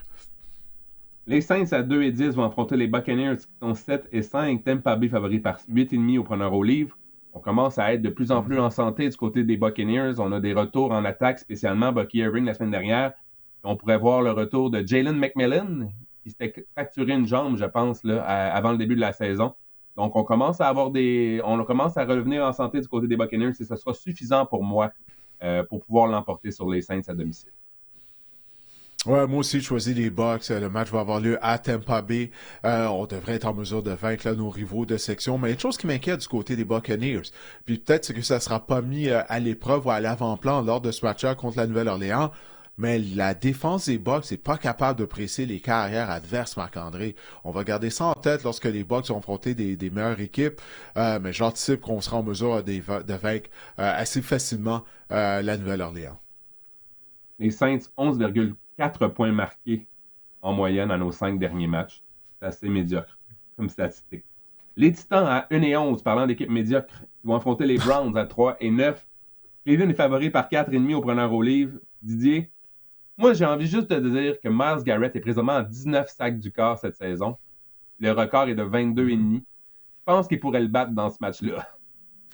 Ben, c'est pas une exagération. Ça, c'est pas de réaction excessive du tout. Écoute, il a déjà connu un match de 5 sacs cette année pour bien en avoir 4 contre cette mauvaise ligne à l'attaque des Titans. Et j'avais choisi les Titans. C'est plus parce que je pensais que les Jaguars n'allaient pas se présenter. Ah oui, les Jaguars, ouais, la semaine dernière, ouais, ben les Jaguars ont une historique, tu sais, de pas se présenter. Puis là, je m'étais dit, OK, peut-être c'est ça qui va arriver. Ils vont prendre à la légère le Tennessee. Les Titans ont marqué 3 points, botté de précision pour ouvrir la marque. Puis ils ont pas marqué de points par la suite. Donc, c'en est terminé. Plus jamais je vais prendre les Titans en 2025. Choisis les Browns. La défense des Browns, clairement, sera la meilleure unité défensive sur le terrain. Elle devrait être en mesure de faire la vie dure à Cam Ward. Puis c'est ça, c'est une opportunité justement pour Myles Garrett. C'est pas de battre le record, mais de s'en approcher, là. Il devrait être en mesure d'abuser de cette très mauvaise ligne à l'attaque du Tennessee. Cam Ward est victime en moyenne de 4 sacs du corps lors des matchs sur la route cette saison. Donc, voilà. faites le calcul. Si tous ces sacs vont à Myles Garrett, c'est chose faite. Moi aussi, je prends les Browns pour l'emporter en passant. Traylon Burks et les Commanders de Washington vont affronter, qui sont 3-9, vont affronter les Vikings à 4-8. Traylon Burks, le retour, ressuscité des morts, là, comme l'Undertaker Vraiment. au Royal Rumble 95, lorsqu'on l'avait mis dans le cercueil, Yokozuna et tous les lutteurs mis dans le cercueil, il s'était ensuite ressuscité là, dans les hauteurs de l'amphithéâtre. Il n'a pas fait ça par la souvent, suite. Undertaker, d'être ressuscité. Il a pas fait ça souvent, là, d'être dans le cercueil puis de se réveiller, là, comme si... Non, il me semble. Ouais, J'ai vu ça exactement. faire ça plein de fois durant sa carrière. Bon, tu brises la magie. Minnesota favori par 1,5 au premier au livre. On a une question de coach Nico 1004 via Instagram. Bonjour, qu'est-ce qui, selon vous, devrait être changé chez les Vikings, hormis leur corps arrière? Hormis le corps arrière, c'est une question peut-être plus difficile. Oui, ben, moi, ma question, pour répondre à la question de coach Nico, du côté des Vikings, est-ce qu'on s'entend entre Kevin O'Connell et le DG Kwesi Adofo-Mensah? Parce que, tu sais, d'après ce qui sort, là, tu sais, du Minnesota, qu'est-ce qu'on entend et qu'est-ce qu'on lit, c'est que du côté du DG, lui, bon, il s'est départi de Sam Darnold, il a pas gardé Sam Darnold ou Daniel Jones. Puis lui, il se disait, ben, je mis sur un gourou des carrières, alors ça va être à Kevin O'Connell de développer J.J. McCarthy. Alors que de son côté, Kevin O'Connell, lui, il aurait voulu garder un des 2 carrières vétérans, soit Darnold ou Daniel Jones. Il n'était pas prêt à mettre tous ses jetons au milieu de la table et de miser sur J.J. McCarthy. Alors, tu sais, c'est ça, on va garder un œil sur cette relation-là entre le DG des Vikings, Adofo-Mensah, et Kevin O'Connell. Pour ce qui est de Justin Jefferson, pauvre lui, là, il souffre. Là. Tu le vois dans son visage, là. Tu sais, plus capable d'être productif, lui qui connaît un des meilleurs débuts de carrière dans toute l'histoire de la NFL. Et lors de leurs 2 derniers matchs, les Vikings ont été victimes d'un plus grand nombre de revirements qu'ils ont marqués de points. Alors, ça va se poursuivre, même si McCarthy devrait revenir au jeu. Choisis les Commanders qui, eux, ont livré une belle bataille aux Broncos de Denver dimanche soir dernier. Hey, moi aussi, je prends les Ça se Commanders. peut que J.J. Daniels revienne, hein? Bon, ça se peut que J.J. Daniels revienne, ouais. Exact. Moi aussi, je prends les Commanders parce que J.J. McCarthy, ça c'est sûr, il sera de retour. Est-ce que c'est une bonne nouvelle? Ouais. La bonne nouvelle dans le cas de J.J. McCarthy, Didier, veux-tu savoir c'est quoi? C'est le fait que Max Brosmer, ben, il pourra pas lui voler sa job parce que c'est pire que lui, finalement. C'est peut-être la seule bonne nouvelle dans le cas de J.J. McCarthy. Ouais. Pauvre lui. On l'a envoyé dans la fosse aux Lions, contre les Seahawks, sur la route. Pauvre lui, là. Recrue non repêché, il avait l'air de ça. 30 points fantasy, d'ailleurs, à la défense des Seahawks. Une petite note. J.J. McCarthy, oui, de retour. Minnesota, 4 défaites de suite. Et les corps arrière, là, récoltent en moyenne 138 verges par la passe. Tu as parlé du retour potentiel de Jaden Daniels. Moi, j'ai aimé ce que j'ai vu des Commanders contre les Broncos. Moi aussi, je prends les Commanders pour l'emporter à l'étranger face aux Vikings. Les Seahawks, qui sont 9-3, vont affronter les Falcons, qui sont 4-8.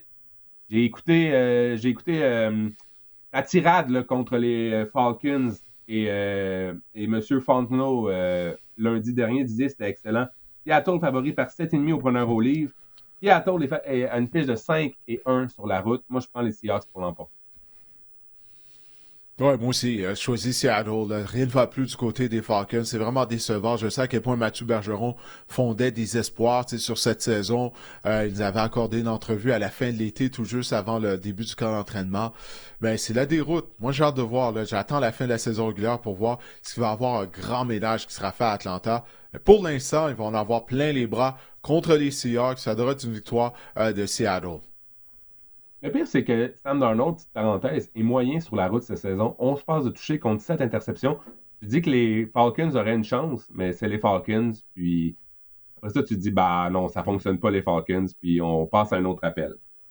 Les Broncos à 10-2 vont affronter les Raiders qui sont 2-10. Denver favori par 7,5 au preneur au livre. On a une question, je te dirais, existentielle là, de la part de Mathieu Labelle sur Spotify. Salut les mecs, j'ai vu votre avis là-dessus. Suite au congédiement de Chip Kelly à Vegas, j'aimerais réellement savoir où est-ce qu'on se dirige du côté de cette organisation. Sérieusement, ça fait trop longtemps que cette équipe sous-performe. Quelle bourde d'avoir engagé Chip Kelly. Merci les boys, lâchez pas. Bref, question existentielle, qu'est-ce qui se passe à Vegas et où on s'en va, Didier? Réponds-moi à ça en quoi, une minute? Ouais, ben merci beaucoup Mathieu pour ta question. Ben j'en avais parlé la semaine dernière lors du podcast, si je me souviens bien, ou ben, peut-être c'était dimanche soir avec Samuel Giguère. Même au sein de l'organisation, là, on dirait qu'on a des gens qui ont des agendas différents. T'as le propriétaire, Mark Davis, qui lui est très proche des joueurs. Il agit comme s'il est le meilleur ami de Max Crosby. Ça met le bâton dans les roues du DG. Imagine-toi, Marc-André, si t'es le DG des Raiders, puis qu'une équipe t'offre, je sais pas moi, 2 choix de premier rond pour Max Crosby, puis là, toi, t'aimerais ça l'échanger. Ben, il y a le propriétaire qui a garanti à Crosby que les Raiders allaient pas l'échanger. Crosby, il aime ça jouer à Vegas et tout. Mais, tu sais, encore une fois, tu ruines le travail du DG. Tu nuis au travail du DG. Tu ne le laisses pas faire son travail. Ça, je trouve ça bizarre. Et en plus de ça, t'as Tom Brady qui donne son opinion sur certaines choses. Apparemment, c'est lui qui voulait que Geno Smith soit de carrière partant plutôt que Sam Darnold à Las Vegas. Mais Tom Brady, je m'excuse, moi j'ai toujours été un fan de Tom Brady, mais toutefois, il n'a pas l'expérience. Le fait qu'il a été possiblement le plus grand carrière de l'histoire de la NFL, ben, ça ne fait pas en sorte qu'il est qualifié pour prendre des décisions au niveau des opérations football. Puis après ça, ben, t'as Pete Carroll qui est l'entraîneur-chef le plus âgé de la NFL. Peut-être qu'il a perdu justement sa balle rapide, prendre l'expression de baseball. Écoute, les Raiders ont perdu leurs 6 derniers matchs. Ça, c'est la plus longue séquence de défaites dans toute la carrière de Pete Carroll en tant qu'entraîneur-chef au niveau de la NFL. Bref, si on ne s'entend pas au sein du propriétaire de Tom Brady, de Pete Carroll, du DG également, il n'y a aucune chance de succès pour les Raiders. Alors, eux qui en arrachent depuis leur dernière participation au Super Bowl à la suite de la saison 2002, ça va juste se poursuivre tout ça. Bref, choisis les Broncos dans un match qui ne devrait vraiment pas être serré avec cette mauvaise ligne à attaque des Raiders. Je souhaite que Geno Smith quitte le match en santé. Moi aussi, je prends les Broncos pour l'emporter. Les Rams à 9-3, finalement, vont affronter les Cards qui sont 3-9. Les Rams favoris par 8,5 au preneur au livre. Didier, les Cards, on a une fiche de 1-5 à domicile, mais il y a juste un match qui s'est terminé par plus de 4 points. Mais je pense que ce match-là ne sera pas serré. Je pense que les Rams ont un esprit de vengeance là, à la suite de la défaite de la semaine dernière. Et je pense qu'on va rebondir du côté des Rams. Je pense qu'on va l'emporter. Ouais, ben moi aussi, je choisis les Rams. Une belle opportunité pour eux, comme tu l'as dit, là, de passer leur frustration sur les Cardinals, leur frustration à la suite de leur défaite surprise à Charlotte la semaine dernière. Alors, on va retrouver le chemin de la victoire face aux Cardinals. Pour ça, c'est une autre formation pour qui rien ne va plus. Là, on a livré toutefois une belle bataille à Tampa Bay la semaine dernière, mais ça n'a pas été suffisant. On a des questions en terminant. Tout d'abord, Thomas Frigon sur Instagram. Salut les gars, qui remportera le titre de la division Ouest de la nationale selon vous? Merci pour votre podcast. J'imagine, si tu crois que les Rams sont la meilleure équipe dans la nationale, j'imagine que ça va en ce sens. Ouais, je continue de croire aux Rams. J'adore ce que les Seahawks, ce que Mike McDonald, l'entraîneur-chef des Seahawks, fait à Seattle. Mais pour le premier rang de la division, j'y vais avec les Rams. Je crois que j'avais choisi les Rams afin de terminer au premier rang de la division avant le début de la saison. Alors, je vais continuer dans la même veine. Mais Rams, Niners, Seahawks, ça risque d'être excitant, ça, jusqu'à la toute fin, si tu veux mon avis. Une question de Juju Jack via Instagram. Ça, c'est intéressant. Salut Didier, toujours un plaisir de vous écouter. En supposant que Kyler Murray quitte l'Arizona, d'après vous, quelle équipe en manque de quart pourrait tenter de le signer? Tiens, fais aller ta boule de cristal. Ah, ça, c'est une très bonne question venant de Juju. Ah, je sais pas, écoute, les Vikings du Minnesota, peut-être? On va avoir une compétition avec J.J. McCarthy. J'ai dit ça la semaine passée, puis tu m'as quasiment envoyé promener. Ouais, non, c'est pas dans mes habitudes de faire ça, mais après une semaine de réflexion, je me dis, peut-être bien, écoute, moi, je suis pas un fan de Kyler Murray. Personnellement, on voit que l'attaque des Cardinals est beaucoup mieux avec un carrière qui est en mesure là, de produire de façon plus régulière, de jouer avec plus de constance, je devrais dire, du côté de Jacoby Brissett. Mais c'est une très bonne question. On va devoir voir. Écoute, peut-être les Raiders. Qui sait? Kyler Murray dans l'uniforme des Raiders. Las Vegas, c'est une équipe qui sera définitivement à la recherche d'un carrière une fois que la saison régulière va être terminée, j'ai l'impression. Toi, as-tu une suggestion pour savoir où Kyler Murray va poursuivre sa carrière? Moi aussi, je pense que Vegas, c'est quand même bien comme suggestion. Il vient un peu... Il a joué au Texas. Il a joué dans l'État du Texas, non? Il a joué... il vient de l'État du Texas, ouais, exact. Donc, on est quand même pas loin. Texas, on est comme pas loin. Ça se peut. C'est plausible, mais vite comme ça. Évidemment, si on cible des équipes en manque de carrière, les Vikings, assurément, on va amener quelqu'un d'expérience là, pour seconder J.J. McCarthy l'année prochaine. Les Raiders, les Browns. Que tu vois Kyler Murray avec les Browns? Je sais pas. Peut-être les Browns vont tenter de repêcher un carrière. Bref, on verra. Anthony Montembeau sur Facebook. Ça aussi, ça va être bon. Didier, c'est une question un peu existentielle aussi. La saison est pleine de rebondissements. Ceci s'explique car les meilleures équipes sont moins bonnes ou car les équipes en bas de classement sont meilleures. Merci pour votre réponse. Toujours un plaisir de vous suivre. Oui, merci Anthony pour ta question. C'est la parité. Tu sais, on assiste vraiment à la parité du côté de la NFL. Tout le système est en place justement afin d'avoir de la parité, afin que les matchs soient serrés à toutes les semaines et qu'on assiste à des surprises comme ça a été le cas. Mais vraiment cette année, je pense que c'est dû au fait qu'il n'y a pas de grande équipe. Là, jumelé à tout ce que je viens de dire, il n'y a pas une grande équipe. Tu sais, les Eagles, pendant longtemps, ils ont été en tête du côté de la nationale, mais on sait qu'il y a des carences du côté de Philadelphie. Je continue de croire que l'équipe la plus solide, ça devrait être les Rams. Mais vraiment, tu sais, toutes les équipes ont des faiblesses. Tu sais, même les Patriots de la Nouvelle-Angleterre. Tu sais, ils sont au premier rang du côté de l'américaine, mais leur ligne à l'attaque, avec la blessure notamment de Will Campbell, demeure suspecte. Ça n'a pas paru contre les Giants, mais les Giants sont les Giants. Mais tout ça pour dire, c'est ça. Donc, il n'y a pas d'équipe dominante. Jumelé au fait qu'il y a énormément de parité, ben, ça fait en sorte que la saison est tout à fait imprévisible. Robert Amiotte via courriel. Bonjour messieurs, merci d'agrémenter mes séances de gym. Mais merci Robert. Voici ma question qui pourrait être classée dans les réactions excessives. Pensez-vous qu'on pourrait qualifier l'année 2025 de l'année du grand chamboulement? Ma question s'applique principalement à la division américaine où la participation aux éliminatoires des équipes dominantes des 5 dernières années, on note les Chiefs, les Ravens, les Bills, est incertaine après 12 matchs et où on assiste à une montée des équipes de bas de classement Patriots, Broncos et Colts. Signé un auditeur en forme un peu grâce au sac du corps. Alors on salue Robert sur son tapis roulant en ce moment. Ben oui, c'est ça. Ben, félicitations d'abord, Robert, de t'entraîner régulièrement. Ça, c'est vraiment une bonne chose. Merci si on peut faire en sorte que ton temps sur le tapis roulant ou sur le vélo passe plus rapidement en nous écoutant. Non, ben ça rejoint un peu ce que je viens de dire. Hein. C'est la parité puis le fait qu'il n'y a pas d'équipe dominante. Puis cette parité-là, ben ça fait en sorte justement que à chaque année, il y a des équipes qui, la saison précédente, ont terminé en tête de leur section, puis la saison suivante, c'est plus difficile, et vice-versa. À tous les ans, tu as des équipes du fond du classement, puis qui sont en mesure la saison suivante de se qualifier pour les éliminatoires. Ça reflète un peu ce que Robert vient de soulever lors de sa question. Mais comme je l'ai dit tout à l'heure, le système est en place pour ça. C'est ce qu'on veut du côté de la NFL, que ça soit le plus imprévisible possible. Puis ça fait en sorte qu'on maintient de l'engouement auprès des partisans à cause de ça.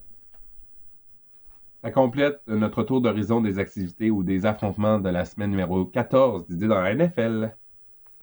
Ouais, on va jeter un coup d'œil maintenant au tableau du résultat du pool. Je préférais qu'on le fasse pas, là. Étant donné que j'ai parié la semaine dernière, je t'avais averti que j'allais arriver avec des paris. Ben, c'est ça. Tu vois le résultat à l'écran, 5 et 11. Ça m'apprendra. J'avais décidé qu'il allait y avoir des surprises. J'ai pas eu tort. mais j'ai pas choisi les bonnes surprises. C'est ça l'affaire. Les Panthers ont vaincu les Ravs. J'ai pas pris ça. La seule surprise que j'ai sélectionnée, Marc-André, qui s'est avérée une réalité, ça a été, j'avais pris les Cowboys contre les Chiefs, mais même là encore, là, je sais même pas si on peut dire que c'est réellement une surprise. Bref, semaine à oublier, là, complètement pour moi. On est pareil cette semaine, Didier. Écoute, je sais pas, Guillaume, je sais que j'ai pris les Bills, mais pour faire changement, là, pour en avoir un différent, je vais prendre les Bengals sur les Bills. Ah oui, tu changes d'idée? Ouais, je veux en avoir au moins un pas pareil à toi, là, sinon c'est plate, non? Ouais, moi j'ai pris les Cowboys, puis toi t'as pris les Lions, donc on a ça différent. Ouais. Guillaume, naturellement, c'est un partisan des Lions, donc il a pris Détroit aussi. OK. C'est vrai, OK. Et donc, on a ça différent. Tu vois, Guillaume est seul à avoir pris les Jets. J'ai le goût de prendre les Jets, mais je me dis que les Dolphins vont trouver de façon de gagner là, avec Waddle et Chain. Alors, ils peuvent aller chercher des gros morceaux de terrain à tout moment. Bref, Simon Lévesque demeure en tête. OK? Avec 136 bonnes sélections. Alors ça, c'est 13 de plus que toi, qui a la meilleure fiche entre nous trois, entre toi, moi et Guillaume. Alors, on va voir cette domination de Simon va se poursuivre d'ici la fin de la saison. Absolument. Alors, on y va avec le Fantasy Football, le Marc-André, mais avant que tu y vas de tes conseils pour la 14e semaine, on a reçu une question via X de la part de Jeff Rousseau. Question Fantasy pour Marc-André. Burrow, Love ou Stafford comme partant? Allez, go, Marc-André. Aide Jean-François. J'imagine que c'est comme partant pour cette semaine. Moi, j'essaie d'y aller. C'est difficile de répondre à ce genre de questions-là sans connaître votre format de pool et tout, mais je pense que Matthew Stafford représente le meilleur plancher. Dans l'ordre, en fait, je vais vous le dire, pour moi, ça serait Stafford, Burrow, Love. Je pense que Stafford représente le meilleur plancher contre les Cards. Je pense que Burrow représente le meilleur plafond contre les Bills. Je soupçonne qu'on pourrait peut-être voir un festival offensif à Buffalo. Et je pense que Jordan Love, c'est le gars qui est le plus incertain dans tout ça. C'est le gars le moins fiable. Donc, je ne sais pas où vous en êtes dans votre situation, mais si c'était mon équipe, j'irais donc Stafford, Burrow et Love. Mais c'est quand même trois quarts que vous pouvez, selon moi, insérer dans une formation partante cette semaine. Donc, Love contre les Bears, Burrow contre les Bills et Matthew Stafford, je pense que il était dû pour connaître un mauvais match la semaine dernière contre les Panthers. Je pense qu'il va rebondir. Je pense qu'il est la meilleure option, si vous voulez mon avis, contre les Cards cette semaine. Ouais, surtout contre la défense de l'Arizona. Bon, écoute, on va y aller avec son Stardom Setup. Ouais, qui est amoché en plus. Oui, c'est ça. Alors, non. En tout cas, si les Rams se font surprendre pour une deuxième semaine de suite, là j'ai vraiment tombé en bas de ma chaise, comme on dit. On va commencer avec la position de carrière, comme on fait tout le temps. Alors, quelle est la carrière que tu recommandes d'avoir absolument au sein de la formation partante cette semaine? Il y a un point négatif quand même, c'est que la défense des Cowboys, Didier, c'est beau dire qu'elle est meilleure contre la course, elle demeure vulnérable puis pas à peu près contre le jeu aérien. Donc, je pense que Jared Goff, c'est une bonne semaine pour le quart des Lions, même si Amon-Ra St. Brown, si vous voulez mon avis, ne jouera pas et même si Sam Laporta n'est pas là également. 18 points fantasy dans 4 de ses 5 derniers matchs. Ça a même été payant suite au départ de Amon-Ra St. Brown la semaine dernière contre les Packers. Jared Goff, 2 passes de toucher dans 4 de ses 5 derniers matchs. Et lors de la semaine 14, j'en ai parlé contre les Cowboys. On accorde en moyenne, on a accordé 28 passes de toucher cette année, les Cowboys. C'est un sommet dans la NFL et on accorde plus de 24 points au quart adverse lors des 4 dernières semaines. C'est le deuxième plus haut total dans la NFL. Donc, je pense Jared Goff, c'est un quart qui est lumière rouge ou lumière verte. Cette semaine, c'est vert, on peut traverser. On peut insérer Jared Goff avec confiance dans notre formation fantasy. Maintenant, Lamar Jackson, on en a parlé, il semble pas être le même. Beaucoup moins mobile. Puis là, c'est rendu au point que toi, tu serais prêt à le clouer au banc, là. Ouais, je suis rendu là, Didier, avec Lamar Jackson, parce que, sais-tu quoi, jamais Lamar Jackson a terminé un match où il a complété un match où il n'est pas quitté en raison de blessure, sous les 10 points fantasy. Là, ça fait 3 semaines qu'il a moins de 10 points fantasy. L'échantillon commence à être grand. Pas mêlant, Didier. Ouais, hein? Qui tu penses au cours des 3 dernières semaines a plus de points fantasy? Lamar Jackson ou Shedeur Sanders? Ben là, vu que tu poses la question, c'est Shedder, j'imagine. C'est Shedeur Sanders. C'est fou. C'est fou Wow. de penser ça dans le cas de Lamar Jackson. Non, je te Et dis, je il est sais que vraiment pas en santé, ça. Et je sais que Lamar Jackson, et je sais que l'affrontement contre les Steelers lors de la semaine 14, c'est en théorie un bon affrontement. Les Steelers, on accorde des verges par la passe, on accorde le plus haut total de verges par la passe dans la NFL. Mais pour moi, l'affrontement contre les Bengals, c'était mon baromètre. C'était mon affrontement baromètre. Je voulais voir comment Lamar Jackson se comportait. Et pour moi, il a échoué. Il pourrait connaître un bon match, mais moi, je veux le voir de mes yeux vus avant de l'insérer dans votre formation. Je ne pensais jamais dire ça. Mais si vous avez une meilleure option que Lamar Jackson cette semaine, je ferais jouer Jacoby Brissett, je pense, avant Lamar Jackson cette semaine, c'est mon avis, Didier. Ou Jordan Love avant On Lamar en est Jackson, ça rendu c'est là. sûr. Jordan Love avant Lamar Jackson, ça c'est sûr. Donc, Ben, si vous avez une meilleure option, je blâme pas. si vous avez une meilleure option cette semaine, je laisserais. Attendez de voir ce que Lamar Jackson. Attendez de le voir, une bonne performance. Attendez de voir une bonne performance avant de réinsérer Lamar Jackson dans votre formation. C'est mon conseil. OK, c'est correct. Puis je t'appuie là-dedans parce que c'est sérieux, il n'a pas l'air d'être le même joueur là, qu'on a vu là, depuis le début de sa carrière.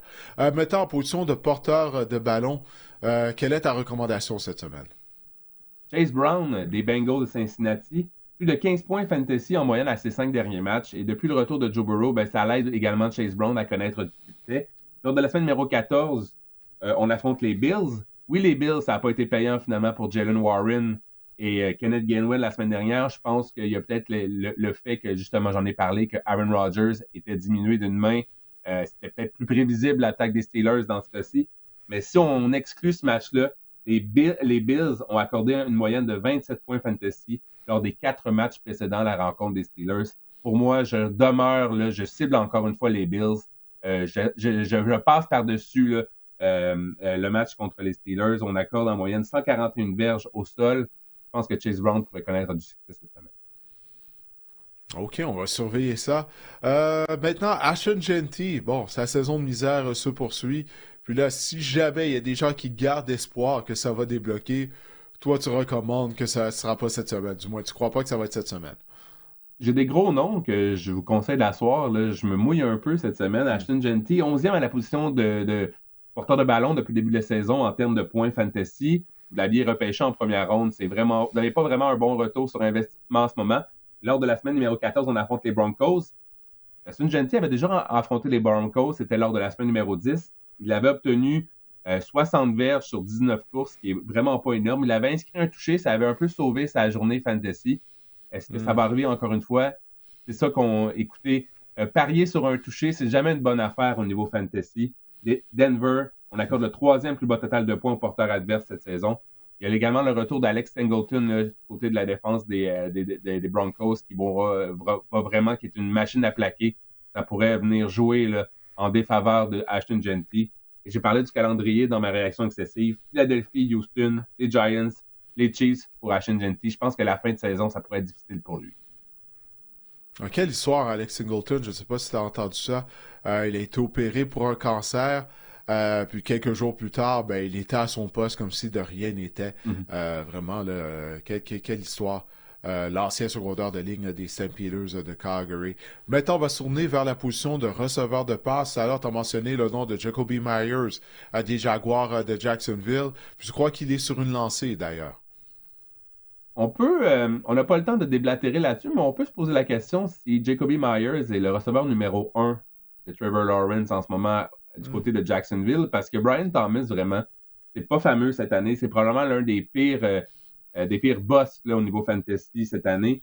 Il y a une chimie indéniable qui s'est installée entre Jacoby Myers et Trevor Lawrence, touché dans 2 matchs de suite, 2 semaines de suite pour Myers dans le top 15 de la position de receveur. On affronte les Colts lors de la semaine numéro 14. Les Colts ont accordé le 6e plus haut total de verges alloué par la passe et le 9e plus haut total de points alloués au receveur de passe. Donc, c'est un bon affrontement. Et je ne pensais jamais dire ça. Et si vous avez un receveur de passe à insérer dans votre formation des Jags, je vais insérer, moi, Jacoby Myers avant Brian Thomas cette semaine. Et ça aussi, je trouve ça... En début de saison, si vous m'aviez dit ça, je ne vous aurais pas cru. Ouais, c'est une autre personne, Brian Thomas, on peut dire, on en est rendu là avec lui, là, vraiment une saison décevante. La gang de la deuxième année là, qui s'acharne sur lui. Terry McLaurin des Commanders, il a inscrit un touché la semaine dernière contre les Broncos, mais tu crois pas que c'est un signe de choses à venir, du moins pas pour cette semaine pour lui?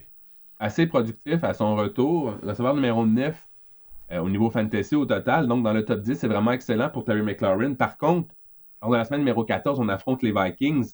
Les Vikings, 17 points alloués en moyenne aux receveurs lors des 4 dernières semaines. C'est le 3e plus bas total. Et on accorde, au niveau de la saison, le plus bas total de points aux receveurs adverses. Pour vous illustrer un peu mon point, c'est qu'on a limité là, à 23 verges Jackson Smith-Njigba la semaine dernière du côté des Vikings. C'était le receveur numéro 1 des Seahawks incontesté. Terry McLaurin joue un peu ce rôle là, du côté des Commanders. On ne sait pas si Daniels ou Mariota sera au poste de quart, mais je pense que Terry McLaurin, c'était beau la semaine dernière. Je pense qu'il peut prendre une semaine de congé et laissez-le sur votre banc s'il vous plaît. Oui, maintenant chez les ailiers rapprochés, Dalton Schultz, des Texans de Houston, ça fait longtemps qu'on ne l'a pas vu. Là, lui, il a un certain regain de vie depuis quelques matchs. Il a quand même été ciblé au moins 8 fois et a récolté au moins 50 verges dans 5 de ses 7 derniers matchs. Et à la position d'aller rapprocher, ben ça, c'est notable, Didier, parfois. C'est difficile là, vraiment de trouver de la production à cette position-là. Lors de la semaine numéro 14, on affronte les Chiefs dans un match qui sera potentiellement âprement disputé. Et les Chiefs, étonnamment, on leur accorde en moyenne 19 points aux ailiers rapprochés lors des 4 dernières semaines. C'est un 4e plus haut total. On dirait que les équipes adverses se sont ajustées. On a trouvé, je dirais pas une faille, mais on a trouvé vraiment un petit point négatif là, dans la défense des Chiefs. Je pense que Dalton Schultz, bien mal pris, ça pourrait être payant cette semaine. Si vous êtes à la recherche d'un ailier rapproché à insérer dans votre formation. Du côté des Chargers, la recrue Randy Gatson a connu de bons moments, mais là, peut-être qu'on assiste à un retour sur terre là, de sa part. Il a été beaucoup moins productif récemment. Le Great Gazdin, qui est non seulement not so great Gazdin en ce moment, moyenne de 2 réceptions de 27 verges à ses 3 derniers matchs. Écoute, il n'a pas inscrit de touché depuis la semaine numéro 8 également. Et j'en ai parlé un peu. Moi, ça m'effraie énormément le statut de Justin Herbert, la main fracturée. Je sais qu'il a été opéré. Et en plus, Randy Gazdin, le match est lundi soir. Donc, si vous décidez de faire jouer Randy Gazdin, vous n'avez pas vraiment d'autres options. Mais bref, j'essaierais d'éviter ce match-là. En fait, j'essaierais d'éviter même, je vous dirais, les receveurs des Chargers, à l'exception peut-être de Ladd McConkey cette semaine. Voir un peu comment tout ça va se dessiner avec Justin Herbert, parce qu'on affronte en plus la défense des Eagles, qui accorde le 4e plus bas total de points aux alliés rapprochés adverses cette saison. Donc, Randy Gazdin, pour cette dernière semaine de saison régulière de la plupart de vos pools fantasy, il est à laisser sur votre banc. Ouais, parfait, Marc-André. Écoute, on a fait le tour. Alors, pour les gens qui ont regardé cet épisode du podcast via la chaîne YouTube ou qui l'ont téléchargé, qui l'ont écouté, ben merci beaucoup. On l'apprécie, puis on espère que vous avez aimé cet épisode du podcast Le Sac du Quart. Et je vais vous reparler dimanche soir. On va mettre l'épisode en ligne lundi à la suite des rencontres présentées à travers la NFL lors de la journée de dimanche. D'ici là, portez-vous bien.